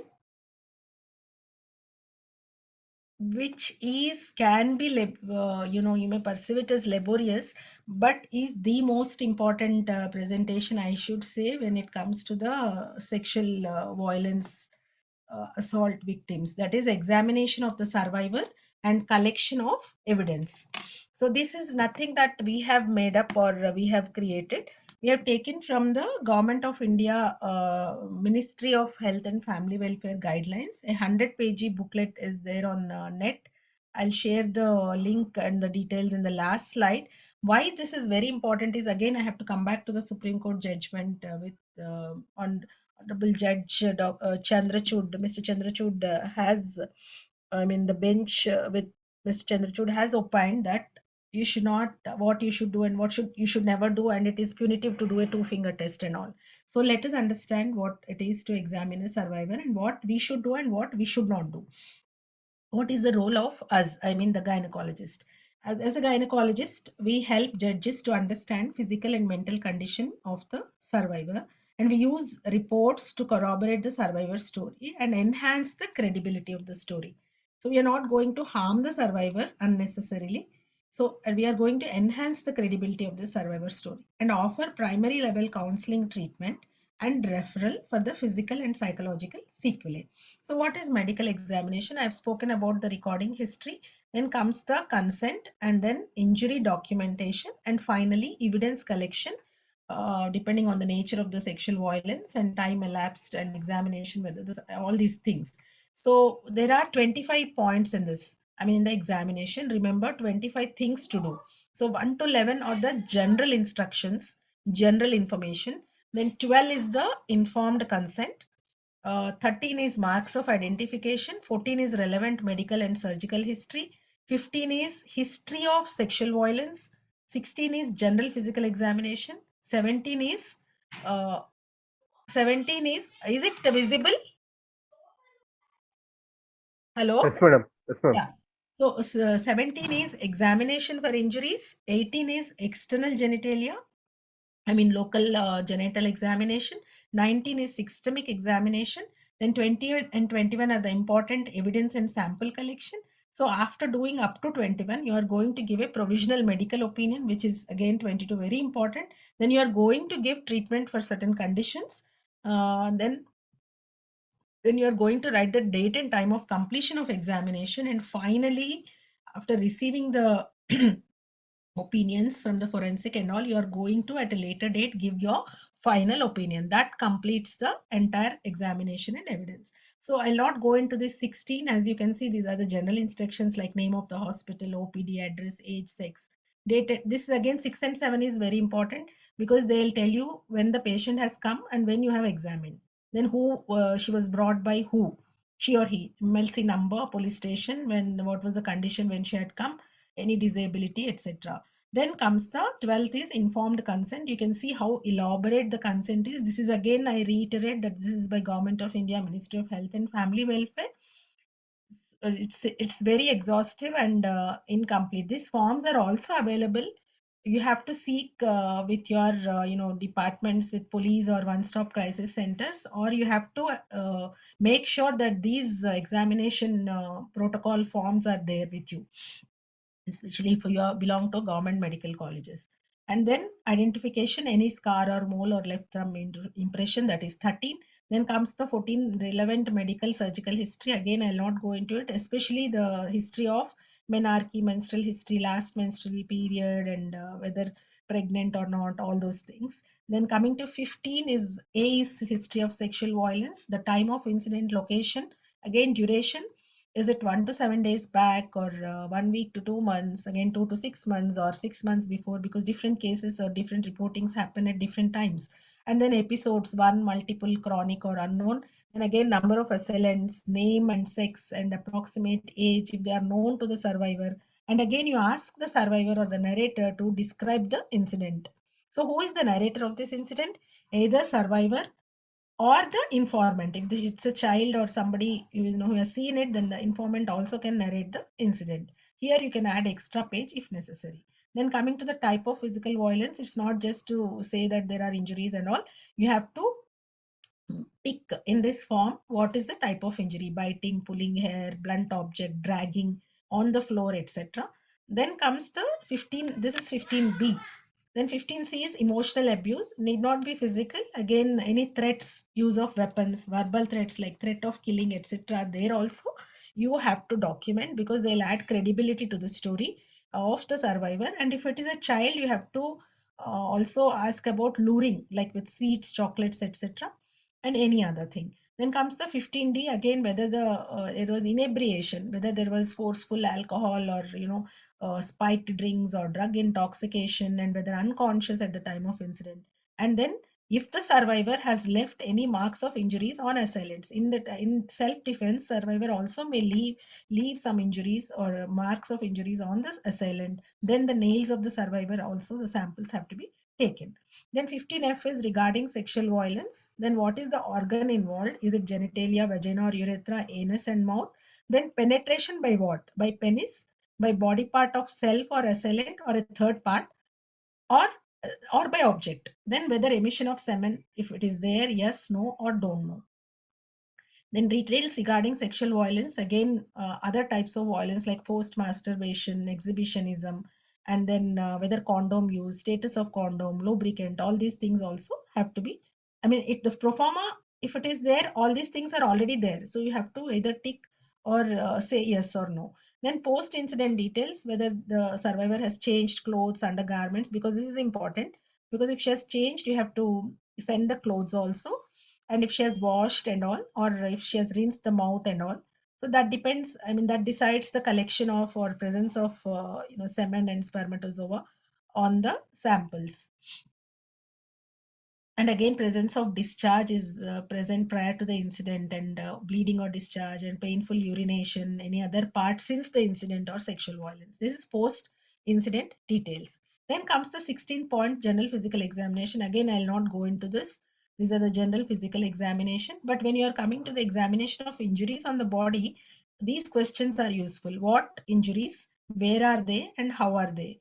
So cuts, lacerations, bruises, etc., and the part of the body where they are present very clearly, and then how they are, the size, shape, color, etc. This helps add lot of information to your findings. Then external genitalia record findings again and again. Let me tell you, PV and per speculum should not be done unless required for detection of injuries or for medical treatment. That means you're not going to do a PV examination just to say whether vagina is admitting two fingers. No, that your PV examination is not meant for that, nor even hymen.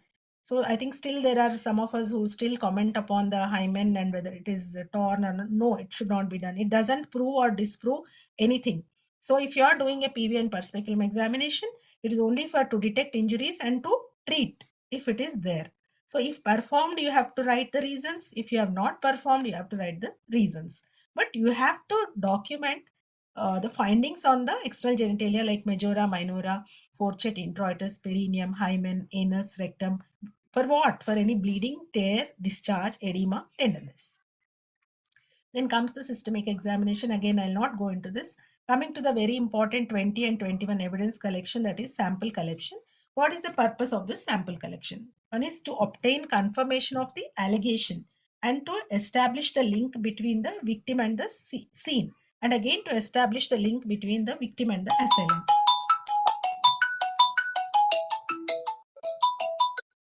So we have to remember every contact leaves a trace, and also we have to, you understand by this.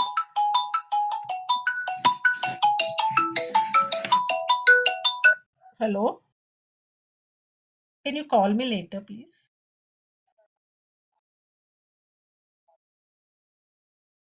Yeah, one sec. So to establish a link between victim and scene, to establish a link between the victim and assailant, and remember that every contact leaves a trace. Always maintain the chain of evidence, identify the specimen, label the specimen, and sign the label, and record the disposal of the specimen. Just give me a sec, I'm very sorry.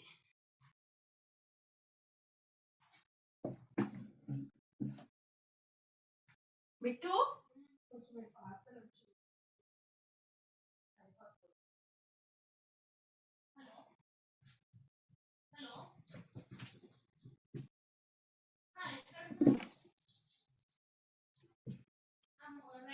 So sample collection and investigations. What are the samples that we collect is blood for HIV, VDRL, HPSAG, and HCV, because if it is present, we have to treat and prevent certain things, and urine test for pregnancy, ultrasound for pregnancy or internal injury, and X-ray if you suspect any bone injury. And then you are going to have a debris collection paper and clothing evidence where available to be packed in separate paper bags after air drying, and you are going to send to the central or state forensic laboratory. And these above samples, they go to the hospital laboratory or the clinical laboratory. Okay, then coming to the again sample collection, swabs from stains on the body. So you're going to take with normal saline and whether blood, serum or foreign material. If necessary, depending on the story and the assault, scalp hair 10 to 15 strands, head hair combing, nail scrapings, oral swab. Again, if necessary, blood for grouping, blood for DNA. Again, depending on the necessity and the history and the examination, like any other tampon, sanitary napkin, condom. And if you are not collected anything, you can just mention the reasons for not collecting. Then genital and anal evidence. Again, each sample has to be packed, sealed, and labeled separately to be placed in a bag. Matted pubic hair combing, then cutting of pubic hair. Then you have to take 2 vulval swabs for semen and DNA, and 2 vaginal swabs for semen and DNA, 2 anal swabs for semen and DNA testing, and for semen examination, and urethral swab. Samples to be preserved or directed till handed over to police along with the duly attested sample seal. And again, if something is not collected, you can mention the reasons for not collecting. Now we come to the provisional medical opinion. So I have examined this so-and-so person, male or female or other, age so-and-so, reporting such type of sexual violence and circumstances so many days, hours after the incident, after having bathed or douched number of times. Now my findings are as follows. You can mention here the samples collected for FSL, which is awaiting reports, and samples collected for hospital laboratory, your clinical findings, and then additional observations. Now you go to the treatment part. So you have to give STI prevention treatment. You have to give emergency contraception if necessary. Then wound treatment, tetanus prophylaxis, hepatitis B vaccination, post-exposure prophylaxis for HIV, then counseling and others as needed. So what are the treatments prescribed? Yes, no, or any comments you can mention. So date and I have this report contains, you have to put the date and time of completion of examination.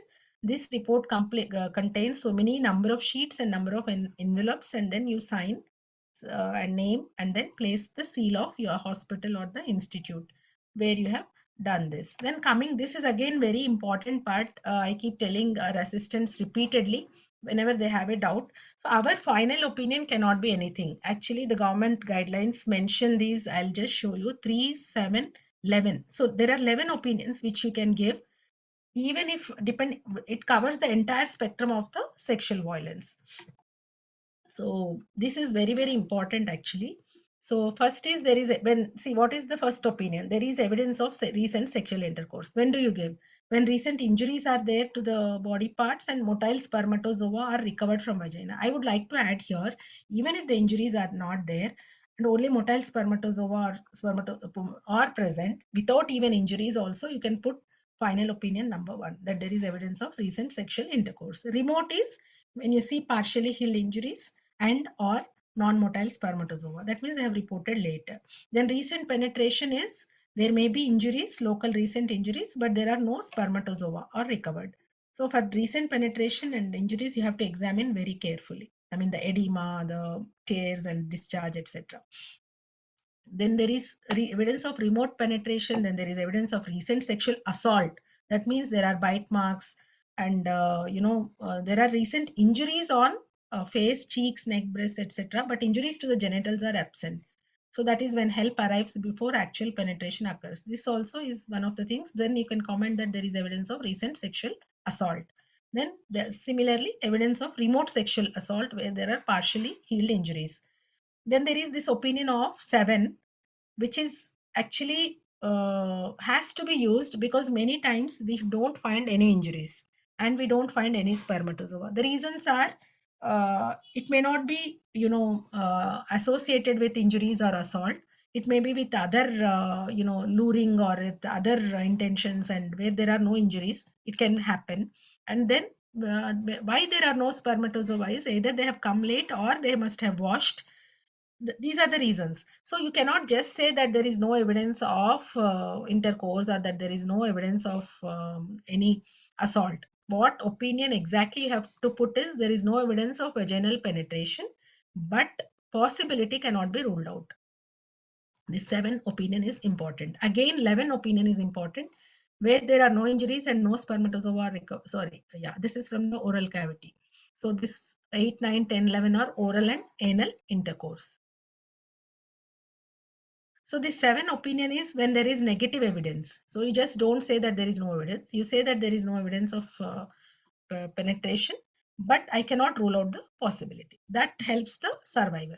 So finally, coming to the final opinion, findings in support of the above opinion, taking into account the history, clinical examination, lab reports, bearing the identification and everything, I am of the opinion on that the opinion should be one out of these 11. So 1, 2, 3, 4, 5, 6, 7, 8, 9, 10, 11. So it should fit into one of these. So you have to very clearly write that opinion. Then you sign your name and then you have to give this copy of the entire medical report has to be given to the survivor or victim free of cost immediately. So in summary, you take informed consent.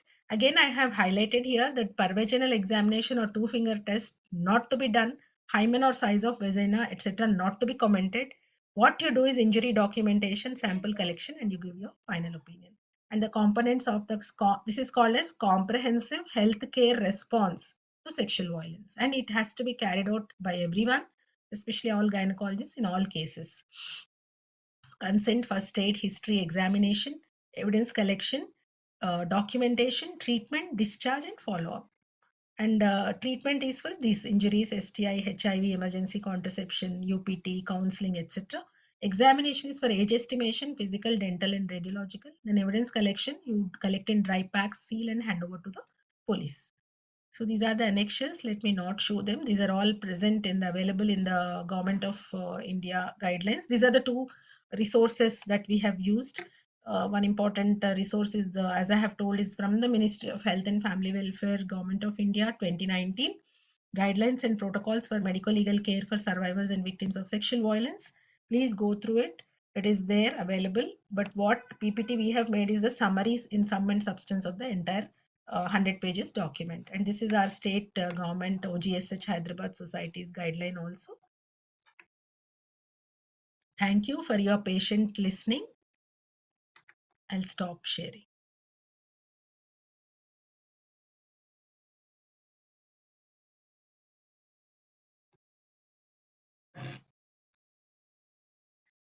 Yeah, Dr. Jyoti, I think that ends the Shriman. Shriman, Yes, madam. This is yeah, I can see some known names. I see Hema Patil, Dr. Baswaraj and all. Yeah. Just I think if anyone from the, I mean the society, organizing society can have a sum up of 1 or 2 lines, and then you post the post-test link, and then we can call it a day. Sureka, ma'am.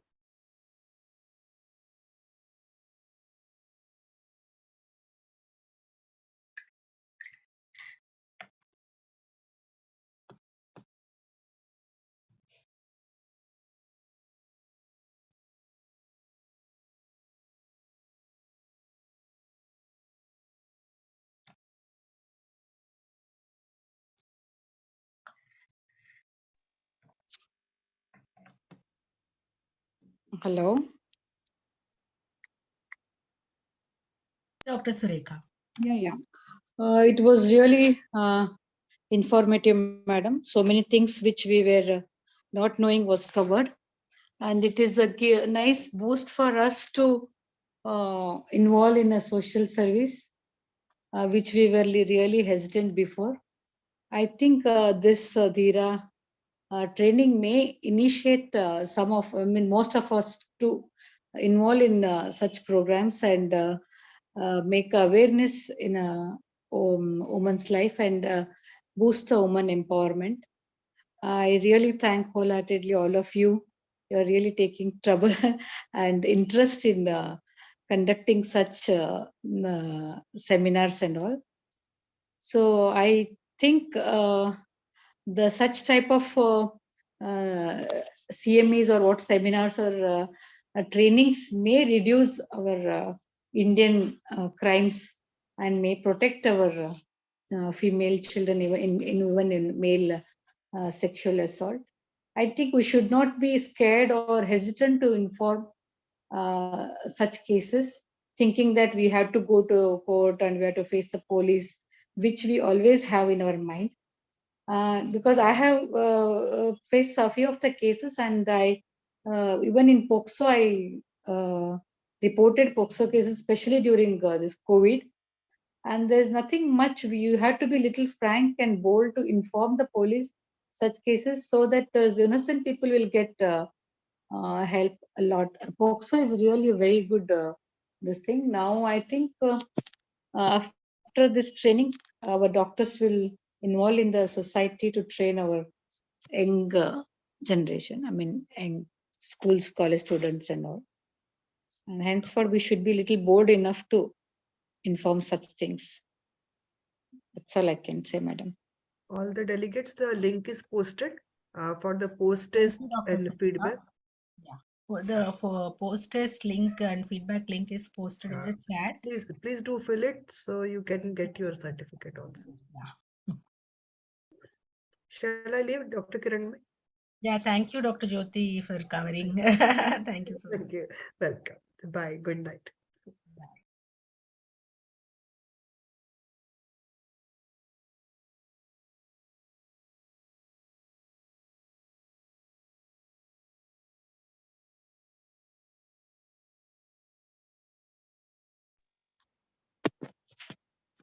The post test will be shared out to our mails or what?